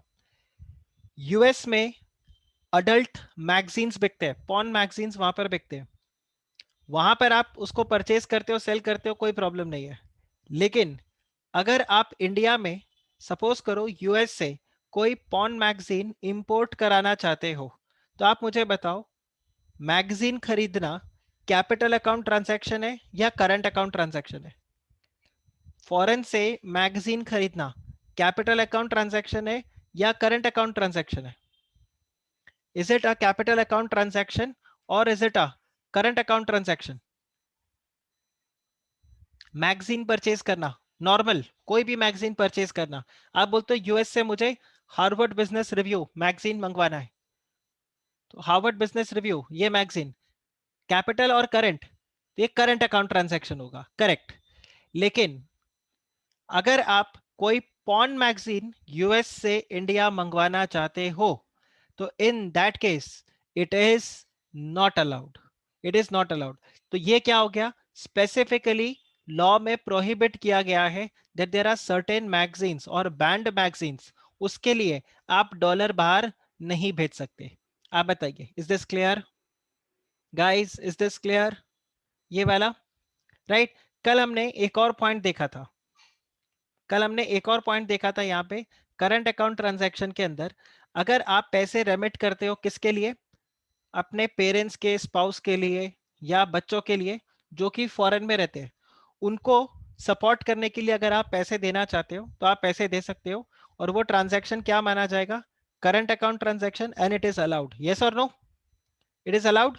तो अगर मैं आपको बोलूं my wife stays in Mauritius, कल आप बोलोगे सर कल भी मॉरिशियस बोला था, it is one of my favourite country where I would want to stay, इसलिए बार बार मॉरिशियस निकलता है, but for example my parents, my kid and my wife, they stay all stay in Mauritius, और मैं उनको $10,000 भेजना चाहता हूं, क्या मैं भेज सकता हूं? Is it a current account transaction? क्या मैं भेज सकता हूं? Answer is yes. लेकिन अगर मैंने ये $10,000 लॉटरी में से जीता है, अरे आपको समझ में, मैंने लॉटरी से $10,000 जीता है, या फिर सपोज करो घोड़े के रेस में मैंने पैसे लगाए, ठीक है, काला घोड़ा, ये काला घोड़ा बता रहा हूँ, महालक्ष्मी रेस कोर्स के अंदर मैंने वहां पर पैसा लगाया और $10,000 मैंने जीता, और ये $10,000 अब मैं फॉरेन भेजना चाहता हूँ, even though it is a current account transaction which is ideally permitted, but since this is specifically prohibited, I cannot remit this money to my wife and my children and my parents who are residing abroad. आया आपको समझ में guys, ये आया समझ में? ये एक इंपॉर्टेंट क्वेश्चन आपका बनेगा इसका लिस्ट, ये जो लिस्ट है आपके लिए, इसका एक पूरा लिस्ट है, ये लिस्ट आपका एक एग्जाम क्वेश्चन बनेगा। और सेम वे आप यहाँ पर जब इसको चेक करोगे तो इसके लिए भी आपका एक पूरा का पूरा लिस्ट होगा जो आपको पढ़ना रहेगा, ये आपका इसका पूरा का पूरा लिस्ट होगा। ओके, चलिए तो फिर हम यहाँ पर आगे अब देखते हैं कि what is capital account transaction, what is current account transaction.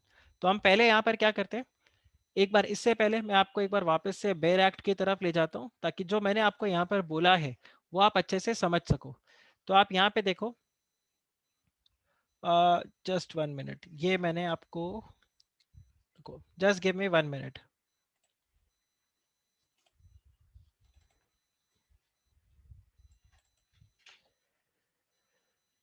Sorry, ये वो वाला पीडीएफ है जो हमने कल पढ़ा था, राइट? तो इसमें आपको मार्किंग्स मिल जाएंगे। ओके, सो आप यहाँ पे देखो, सबसे पहले तो देखो एक बेसिक आपका सेक्शन 3 है, जो यहाँ पर क्या बता रहे हैं, save as otherwise provided in this act rules और रेगुलेशंस मेड देयर अंडर और विद जनरल और specific permission of reserve bank, no person shall deal in the foreign exchange, और ये सब आ रहा है। तो यहाँ पर पहले ही रेस्ट्रिक्ट करता है, ठीक है। और होल्डिंग ऑफ फॉरेन एक्सचेंज के लिए भी एक आपको लिमिट बताया, बट आप यहाँ पर देखिए करंट अकाउंट ट्रांजैक्शन के लिए सेक्शन 5 करंट अकाउंट ट्रांजैक्शन, जो यहाँ पर क्या बता रहे हैं, एनी पर्सन में सेल और ड्रॉ फॉरेन एक्सचेंज टू और from an authorised person if such sale और drawal is a current account transaction. मतलब देखो ये सेल और ड्रॉल का क्या बात हो रहा है, आप रुपया दे रहे हो और डॉलर ले रहे हो, या फिर डॉलर देके रुपया ले रहे हो, राइट? वो किसके लिए है, करंट अकाउंट ट्रांजैक्शन के लिए। अगर आप करंट अकाउंट ट्रांजैक्शन के लिए कर रहे हो तो यहाँ पर क्या बोला हुआ है, एनी पर्सन में सेल और ड्रॉ फॉरेन एक्सचेंज, ठीक है, किससे, लेकिन ऑथराइज पर्सन से। अच्छा, आगे यहाँ पे क्या बता रहे हैं, provided that the central government may in public interest and in consultation with reserve bank, कल मैंने आपको बताया था सीजी रिजर्व बैंक के साथ मिलकर रूल बनाएगा और रिजर्व बैंक सीजी के साथ मिलकर रेगुलेशंस बनाएगा, ठीक है। तो यहाँ पर क्या बताया है, provided that central government in public interest and in consultation with reserve bank impose such reasonable restrictions for current account transactions as may be prescribed।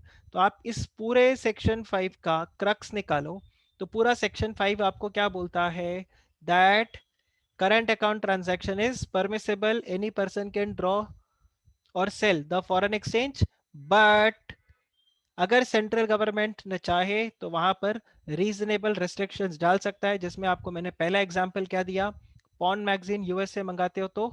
दूसरा मैंने आपको यहाँ पर एग्जांपल दिया कि अगर सपोज करो आप लॉटरी विनिंग्स को अपने बाहर फैमिली के लिए जो वहां पर रह रहे उनको अगर आप दे रहे हो तो इट इज नॉट अलाउड। ये आया, जो मैंने आपको पॉइंट बताया ये सब कहां पर आपको मिल रहा है, ये सब सेक्शन 5 के अंदर आपको मिल रहा है। एक पॉइंट और है जो करंट अकाउंट ट्रांजैक्शन से मैं आपको थोड़ा अलग एक बताना चाहता हूँ। फेमा का जो एक बेसिक स्ट्रक्चर है ना, फेमा के बेसिक स्ट्रक्चर में आप समझ लो, वो स्टार्ट में आपको क्या बोलेगा, everything is prohibited, nothing is allowed. FEMA का अगर आप बेसिक स्ट्रक्चर देखोगे तो हर जगह क्या बोलेंगे, nothing is allowed, no one should do this, no one should do that, nothing is allowed. आपने वो पाकिस्तानी पठान बच्चे को देखा है, तुम मेरे दोस्त हो तुम मेरे दुश्मन हो, वो वाला देखा है?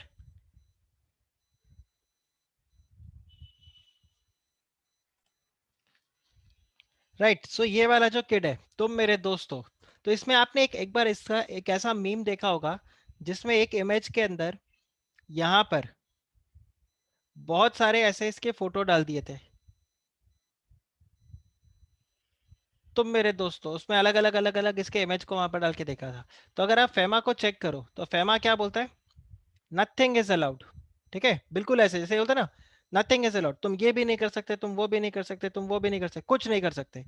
सेक्शन 4 सेक्शन 3 अगर आप देखोगे तो वो इसी तरह से जो आपको बोलता है हर चीज डिसअलाउड है, आप कुछ नहीं कर सकते।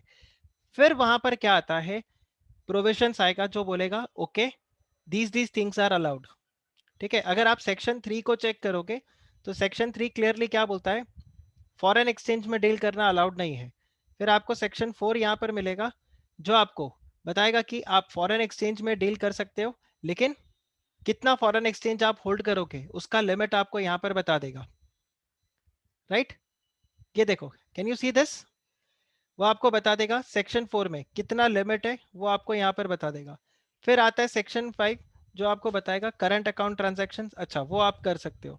सेक्शन 6 कैपिटल अकाउंट ट्रांजैक्शन, नहीं वो आप नहीं कर सकते, राइट? तो आप ये स्ट्रक्चरिंग यहाँ पर ध्यान रखना, जब भी आप यहाँ पे कैपिटल और करंट अकाउंट ट्रांजैक्शंस के लिए देखोगे तो देखो जैसे सेक्शन 3 है, सेक्शन 3 के अंदर अगर आप स्टार्ट में देखो तो सेक्शन 3 के स्टार्ट में यहाँ पर क्या बोल रहा है, that save as otherwise provided in the act, rules, regulations made thereunder, or with general or specific permission of Reserve Bank of India. You see this language. No person shall. Alright, no person shall deal in transfer any foreign exchange, foreign security to any person not being an authorized person. तो अगर आप किसी authorise person के अलावा किसी के साथ foreign exchange में डील कर रहे हो तो आप क्या कर रहे हो, फेमा के सेक्शन 3 को वायलेट कर रहे हो. मैं आपको एक एग्जांपल देता हूं. सपोज करो, ऐसे example low. Let's say in the month of January Dhubri US गई. ठीक है, ध्रुवी यूएस गई और उसने लेट्स से 1000 यूएस डॉलर का क्या किया था, कन्वर्ट करा लिया था. तो तकरीबन आप ये मान लो 70,000 रुपए. वो यूएस घूमने के लिए गई, पूरे महीने वो घूम कर आई वहां पर यूएस से, और उसने यहाँ पर $700 स्पेंड कर दिए. तो अभी भी ध्रुवी के पास कितने, $300. And now she is come back to India और उसका कोई स्कोप नहीं है या कोई उसका इंटेंशन नहीं कि वो दोबारा से यूएस जाए. तो टेक्निकली ध्रुवी क्या करेगी, ये $300 वापस से वेस्टर्न यूनियन मनी ट्रांसफर को दे देगी. वेस्टर्न यूनियन मनी ट्रांसफर को बोलेगी कि एक काम करो, ये है मैंने आपसे $1,000 खरीदा था, ये $300 मेरे पास अभी भी बच गए, आप इसको रखो और मेरे को रुपए पकड़ा दो. राइट, ट्रांजैक्शन ऐसा ही होता है. आप जब फॉरेन जाते हो तो आप फॉरेन एक्सचेंज अपने साथ लेकर जाते हो, और जब वापस आते हो तो जो भी आपके पास सरप्लस फॉरेन एक्सचेंज बचता है उसको बेचकर आप वापस से निकल जाते हो, है कि नहीं. ट्रांजैक्शन ऐसा ही होता है. राइट. अब यहां पर मैं क्या करता हूं, ध्रुवी को, जब ध्रुवी एयरपोर्ट से निकल रही थी तो ध्रुवी को मैं मिल गया और मैंने ध्रुवी को बोला, Dhruvi I am going to US now, कैसा रहा तेरा trip. She was like, sir मेरा ट्रिप बहुत अच्छा रहा. आप, मैं बोला मैं अभी यूएस निकल रहा हूँ, बस फॉरेन एक्सचेंज मुझे चाहिए. ध्रुवी बोलती है, सर आपको कितने फॉरेन एक्सचेंज चाहिए. मैं बोला यार मेरे को मतलब $1,000 चाहिए थे, $800 तो मेरे को मिल गए, I am still looking for $200. ध्रुवी बोलती है, सर एक काम करो, कहाँ आप वेस्टर्न यूनियन मनी ट्रांसफर से खरीदोगे, आप उनसे डॉलर खरीदोगे तो वो आपसे कमीशन और चार्ज करेगा. क्योंकि देखो जब आप इस तरह से मनी एक्सचेंजर और के पास जाते हो तो आपको पता होना चाहिए कि अगर डॉलर सपोज करो ₹70 का है, तो जब आप डॉलर वहां पे बाय करने के लिए जाओगे तो वो ₹1 का कमीशन, एग्जाम्पल दे रहा हूँ, $1 का कमीशन ऐड कर देगा और आपको बोलेगा नहीं, आपको मैं डॉलर ₹71 में बेचूंगा. ठीक है, लेकिन जब आप उसको डॉलर बेचने के लिए जाओगे तो वो यहाँ पर कितना मिलेगा, जब आप वहां पर उसको डॉलर सेल करने के लिए जाओगे तो वो आपको ₹69 में सेल करेगा. विच मीन्स अगर ध्रुवी ये $300 वेस्टर्न यूनियन मनी ट्रांसफर को देगी तो ध्रुवी को कितने रुपए मिलेंगे, ध्रुवी को $1 के लिए ₹69 मिलेगा. और जब मैं डॉलर परचेज करने के लिए जाऊंगा तो वेस्टर्न यूनियन मनी ट्रांसफर मुझे डॉलर कितने का देगा, ₹71 के हिसाब से देगा. तो द प्रॉब्लम इज, ध्रुवी को भी ₹1 का नुकसान है, मुझे भी ₹1 का नुकसान है. और बेसिकली जो यहाँ पर मनी चेंजर है वेस्टर्न यूनियन मनी ट्रांसफर, उसका इनकम ही क्या है, उसका इनकम ही ये दोनों के बीच का गैप है. ठीक है, वो बाय करेगा सस्ते में और महंगा बेचेगा. तो ध्रुवी बोलती है, सर एक काम करो, $200 नहीं, मेरे पास $300 सरप्लस पड़े, मैं जाकर वेस्टर्न यूनियन मनी ट्रांसफर को बेचूंगी तो मुझे ₹1 का नुकसान होगा. आप अगर वेस्टर्न यूनियन मनी ट्रांसफर में जाके परचेस करोगे तो आपको भी ₹1 का नुकसान होगा. एक काम करते हैं, ये $300 मैं ही आपको बेच देती हूँ. ठीक है, और कितने में, ₹70 में. तो इससे क्या फायदा हो गया, ध्रुवी को जहां ₹69 मिलते वहां उसको 70 मिल रहे, जहां मुझे 71 पे करना पड़ता वहां मुझे ₹70 पे करना पड़ रहा है. आप देखो ₹300 का बेनिफिट हम दोनों को हो गया. अब आप बोलोगे सर ₹300 में क्या होगा, कुछ नहीं होगा. ओला से, एयरपोर्ट से मैं अपने घर पे फ्री में, आज मतलब ध्रुवी अपने घर फ्री में पहुंच जाएगी और मैं अपने घर से ओला लेकर, कैब लेकर एयरपोर्ट फ्री में पहुंच जाऊंगा. ₹300 कम से कम निकल तो गए. Marwari Gujarati point of view से आप सोचो, every money is important here. ठीक है, तो आप मुझे बताओ, क्या ध्रुवी और मैं हम इस तरीके का कोई ट्रांजैक्शन में एंटर कर सकते हैं या नहीं. Can we enter into such transaction, can we enter into such transaction. Dhruvi बोलती है यस. ओके, और अब आप यहां पे सेक्शन 3 को पढ़ो. What does section 3 says. आकृति बोलती है नो. आप एक बार सेक्शन 3 को पढ़ो,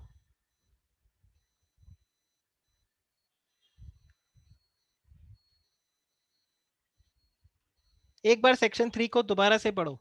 सेक्शन 3 क्या बोलता है?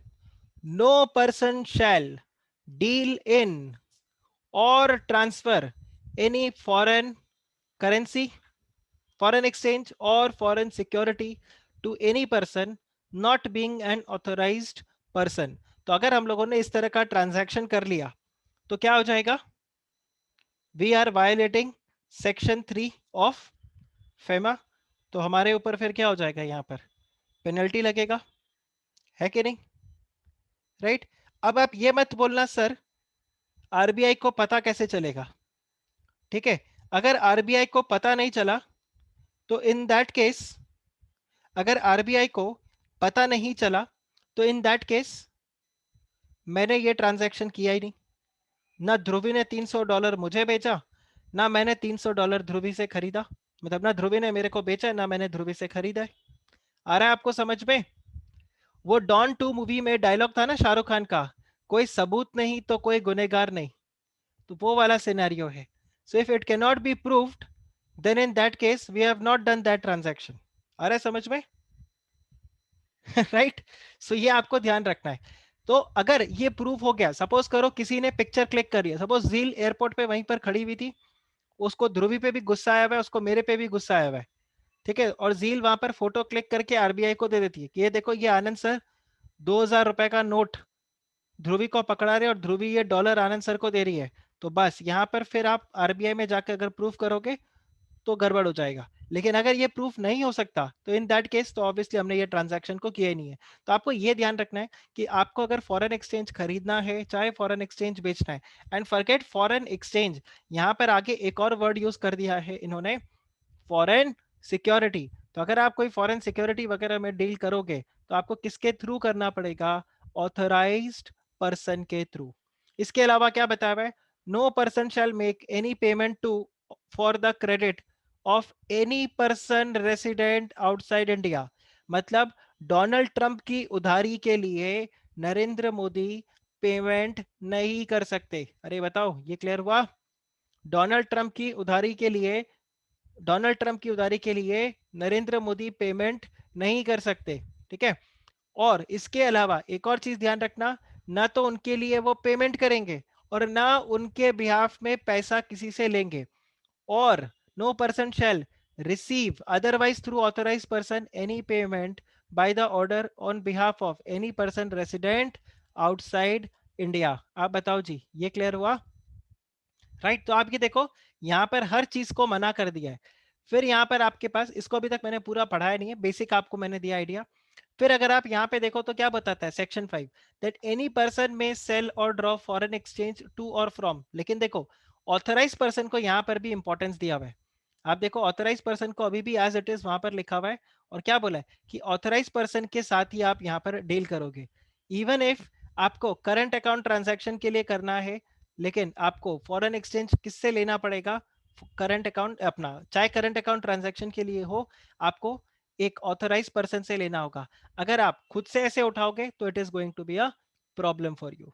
आप बताओ, is this clear guys? This is clear? Sure?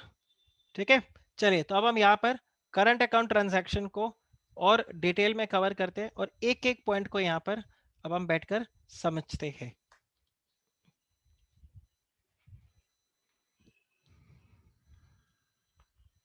So we are discussing current account transaction.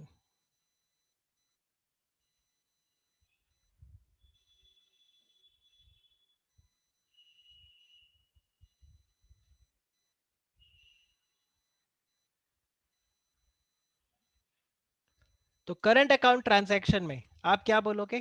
Current account transaction, सबसे पहला पॉइंट इसमें क्या है? The transactions other than capital account transaction. The transactions which are other than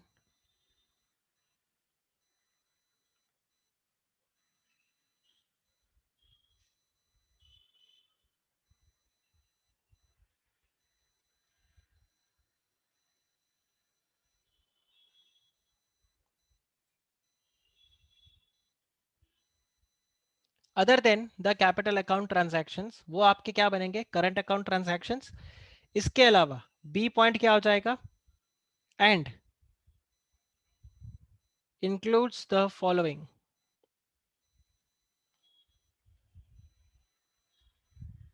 और इसमें क्या क्या है आपके पास, इसमें आपके पास आ जाता है कि अगर आप यहां पर कोई भी पेमेंट कर रहे हो, ठीक है, payment with respect to the foreign trade,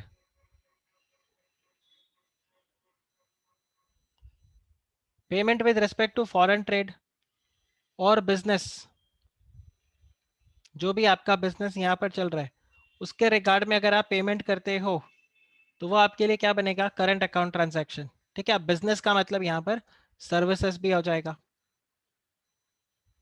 इसके अलावा अगर आप यहाँ पर पेमेंट्स करते हो विद रिस्पेक्ट टू, क्या कोई बता सकता है, लोन से रिलेटेड था, शॉर्ट टर्म बैंकिंग, याद आ रहा है, शॉर्ट टर्म बैंकिंग और क्रेडिट फैसिलिटी,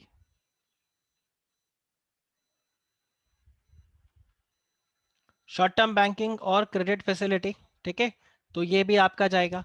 इसके अलावा अगर आप चेक करो your payment with respect to interest on loan, कौन सा वाला, लॉन्ग टर्म या शॉर्ट टर्म,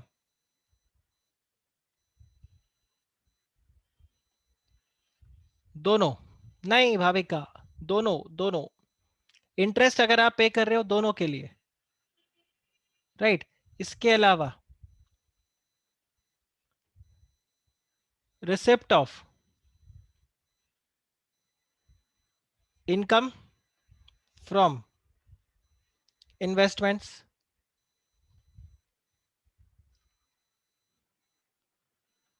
इसके अलावा अगर आप यहां पे चेक करो रेमिटेंसेस,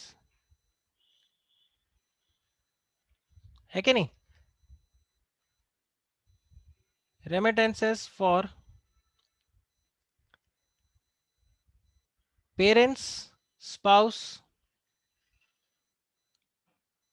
लिविंग अब्रॉड, है कि नहीं, so remittances for living expenses of parents, spouse और children who are residing abroad,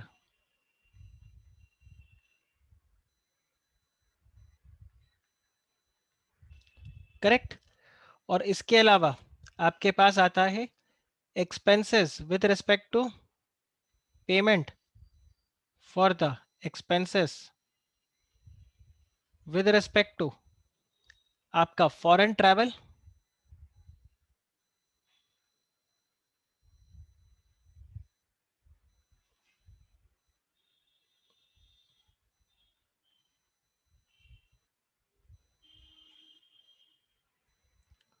और लेट्स से आपका एडुकेशन, और let's say medical care,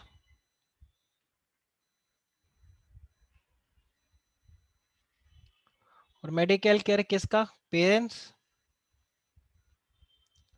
spouse और चिल्ड्रन, ये आपका करंट अकाउंट ट्रांजैक्शंस। और ये हमने ऑलरेडी देख लिया है कि current account transactions are permitted unless they are specifically prohibited. और ये आपको कौन बोल रहा है, ये आपको बोल रहा है सेक्शन नंबर 5, ठीक है, यहां पर ये पॉइंट आ गया। अब हम यहां पर क्या देखेंगे, we are going to see the prohibited current account transactions, ठीक है। सो आप ये देखो, ये अपना लिस्ट तैयार होता है, लिस्ट ऑफ प्रोहिबिटेड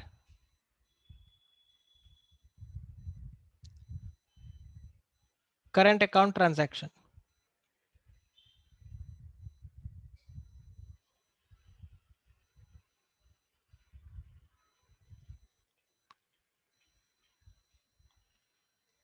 तो यहां पर अगर आप चेक करो तो सबसे पहले आपके पास आता है रेमिटांस।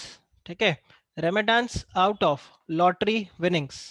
तो अगर आप अपने लॉटरी विनिंग्स को बाहर देना चाहते हो तो it is not allowed. So it is remittances out of the lottery winnings, this is not allowed. इसके अलावा अगर आप देखो तो अगर आप कोई रेमिटेंस भेजना चाहते हो आउट ऑफ इनकम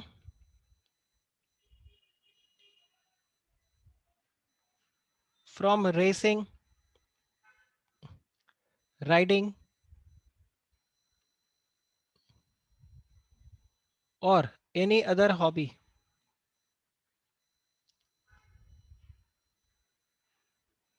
तो ये सब आपको यहाँ पर अलाउ नहीं करेगा। आपने शर्त लगाया, ठीक है, आपको किसी ने बोला पढ़ाई आप छोड़ दो वो मैं कर लेता हूँ, आप ड्रीम इलेवन पे टीम बना लो, और आप ड्रीम इलेवन पे टीम बनाकर पैसे जीत जाते हो और फिर बोलते हो उसको हम बाहर भेजेंगे, नॉट अलाउड। ठीक है, इसके अलावा तीसरा रेमिटेंस का लिमिट आता है आपका कि अगर आप रेमिटेंसेस भेज रहे हो आउट ऑफ, या rather remittances for the purchase of lottery ticket, आप बोलते हो इंडिया में नहीं बाहर में हम लॉटरी टिकट परचेज करेंगे, और किसी ने आपसे पूछा ये कौन सा, ये मतलब ये तो अलाउड नहीं है, बोलता है मेरा बिजनेस है। बोला क्या बिजनेस है? बोला लॉटरी टिकट परचेज करने का। बोला लॉटरी टिकट, ये कौन सा बिजनेस हुआ? बोलता है नसीब का धंधा। माला माल वीकली देखा है आपने? उसमें आप देखो,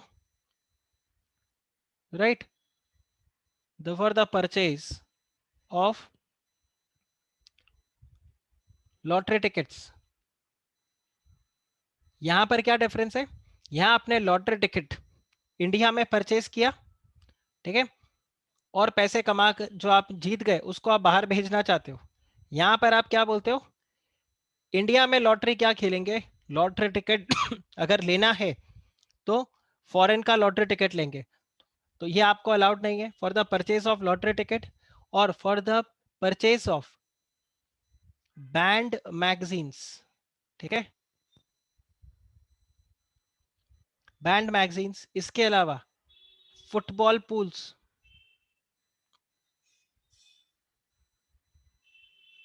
right, it is not allowed.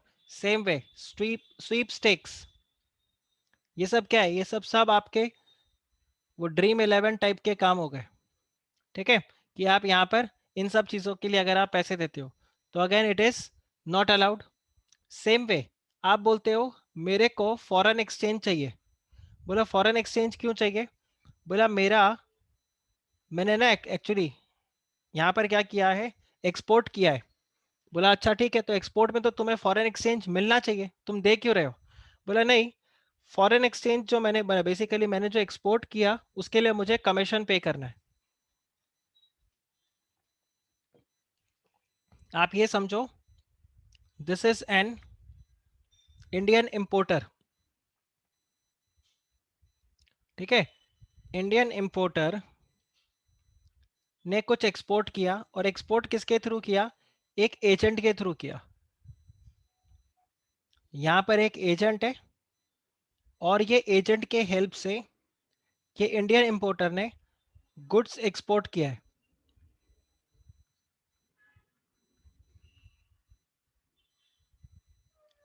अब आप मुझे एक बात बताओ, अगर आप गुड्स को ऐसे एक्सपोर्ट करते हो तो जो बेसिकली एजेंट होता है, मिडल मैन होता है, उसको क्या मिलता है? कमीशन मिलेगा। जो एजेंट होगा, इंडियन इंपोर्टर जो है, वो क्या करेगा? इसको कमीशन पे करेगा ना। The Indian importer has to pay commission to the agent. अच्छा, ये ऐसा हो सकता है कि एजेंट इंडिया में हो, ये ऐसा भी हो सकता है कि एजेंट इंडिया के बाहर हो। तो मैं फिलहाल आपको यहाँ पे क्या बोल रहा हूँ, लेट्स से ये जो एजेंट है वो भी बाहर है, goods are exported to USA, the agent is also in USA. This means आपको जो कमीशन पे करना है, this commission is to be paid in US dollars. ठीक है, आपको डॉलर्स में पे करना है। तो ये आपको अलाउ नहीं किया जाएगा, this will not be allowed. ठीक है, so this payment of commission will not be allowed. ये कमीशन आपको अलाउड नहीं किया जाएगा अगर ये जो आपका एजेंट है वो कौन है? The agent is your wholly owned subsidiary और your joint investment, joint venture है आपका। ठीक है, so if the agent is wholly owned subsidiary or a joint venture partner, equity joint venture partner of the Indian importer।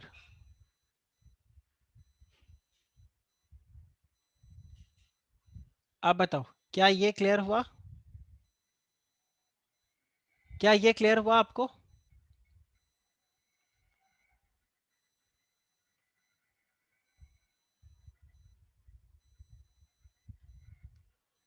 Is this part clear? Right, ये तो एक तरीके से क्या हो गया, खुद के ही एजेंट को आप यहां पर क्या कर रहे हो, आप यहां पर कमीशन पे कर रहे हो। मतलब आप खुद ही तो, आपका अगर वोली ओन सब्सिडरी है तो आप खुद को ही कमीशन दे रहे हो, तो इट इज नॉट अलाउड। तो यहां पर आपको पेमेंट के लिए क्या कर दिया है, ये आपको मना कर दिया है कि आप ऐसे कमीशंस को पे नहीं कर सकते।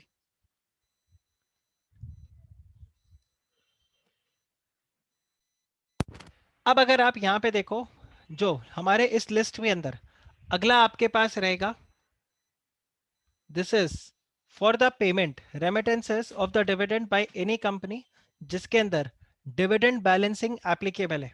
अब डिविडेंड बैलेंसिंग अगर आप देखोगे तो यहाँ पर इसका एक लंबा कॉन्सेप्ट है, बट फिलहाल मैं आपको यहाँ पर इतना बता देता हूँ कि remittances of dividend,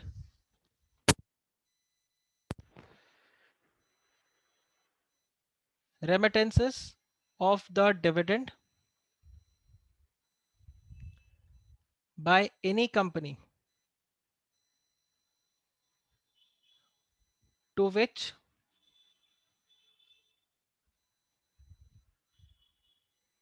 the requirement of dividend balancing is applicable।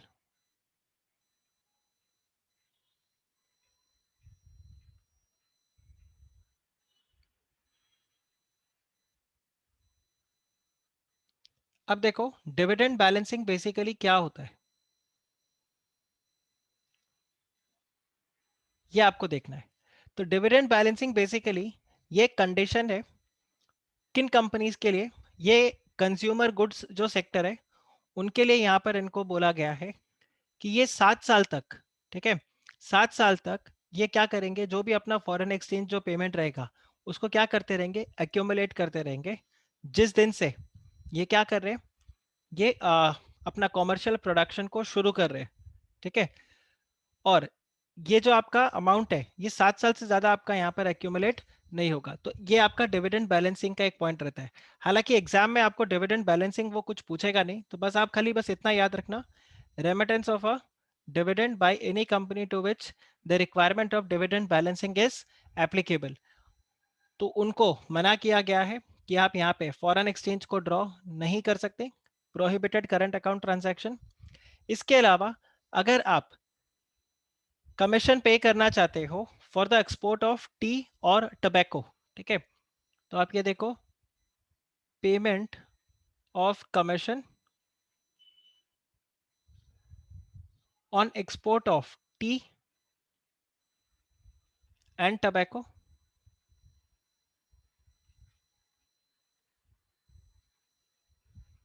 और ये टी और टबैको अगर आप यहां पर बेच रहे हो कौन से स्कीम में, under the rupee state credit route, rupee state credit route, इसके अंदर में अगर आप यहाँ पर चाय या फिर टबैको उसको बेच रहे हो तो आप यहाँ पर कमीशन नहीं पे कर सकते। See, up to 10% of invoice amount it is allowed, up to 10% of the invoice amount it is allowed, more than 10% not allowed। more than 10% it is not allowed. अब आप पूछोगे कि सर ये रुपी स्टेट क्रेडिट रूट क्या है?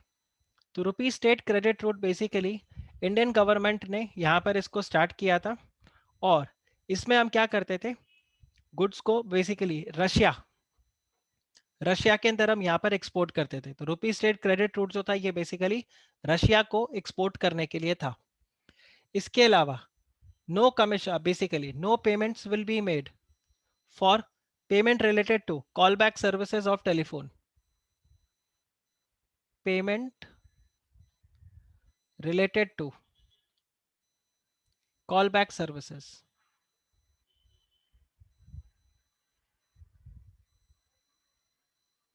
Callback services, अब देखो callback services basically क्या होता है, आप क्या करते हो, सपोज करो, अब तो ये देखो हालांकि इतना ये प्रैक्टिकली काम करेगा नहीं, बट आप एक simple example low.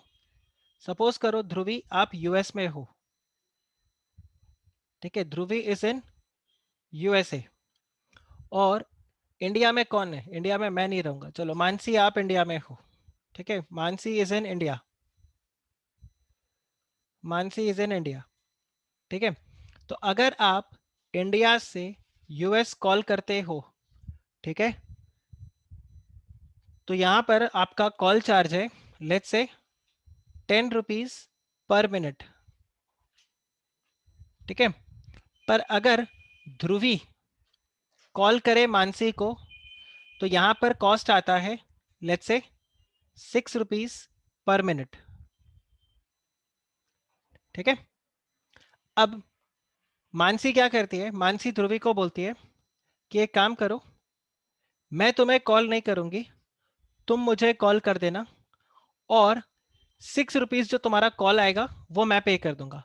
So instead of me paying the bill, I mean, instead of me calling you and paying the bill, you call me and I will pay you this. तो ये जो 6 रुपया पर minute है, इसको हम क्या बोलते हैं, कॉल बैक सर्विसेज। इसके लिए मना किया गया है, ये पेमेंट आप नहीं कर सकते। आप बताओ, is this clear, is this clear, right? So next हमारे पास है यहाँ पे 8th पॉइंट। अगर मैं आपको यहाँ पर दिखाऊं, तो नेक्स्ट हमारे पास आता है कि अगर आपने नॉन रेसिडेंट स्पेशल रुपी अकाउंट स्कीम ओपन करके रखा हुआ है, तो ये किसके लिए होता है, ये होता है फॉर द नॉन रेसिडेंट्स। हमने आपको देखा था एनआरआई, हमने आज यहाँ पर देखा था। तो पीआरओआई के अंदर जो एक और कैटेगरी है एनआरआई का, उसके अंदर आपको यहाँ पर बोला हुआ है दैट अगर आपने नॉन रेसिडेंट स्पेशल रुपी अकाउंट स्कीम ओपन करके रखा हुआ है, ठीक है, नॉन रेसिडेंट स्पेशल रुपी अकाउंट स्कीम,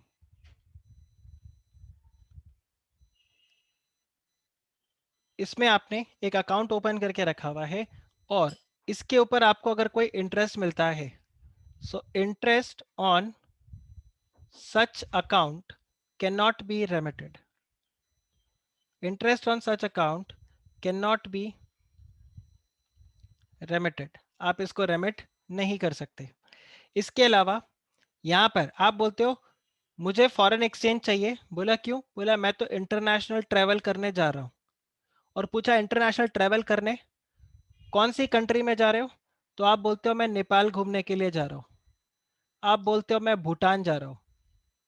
तो आपको पता है आरबीआई का क्या हालत होगा, आरबीआई फिर हेरा फेरी में, या रादर हेरा फेरी में जैसे परेश रावल बोलता है ना, खोपड़ी तोड़ साले का, बिल्कुल वैसा ही होगा कि नेपाल भूटान में अगर आप घूमने के लिए जा रहे हो और बोलते हो यूएस डॉलर चाहिए मुझे, खोपड़ी तोड़ नहीं मिलेगा आपको, ठीक है।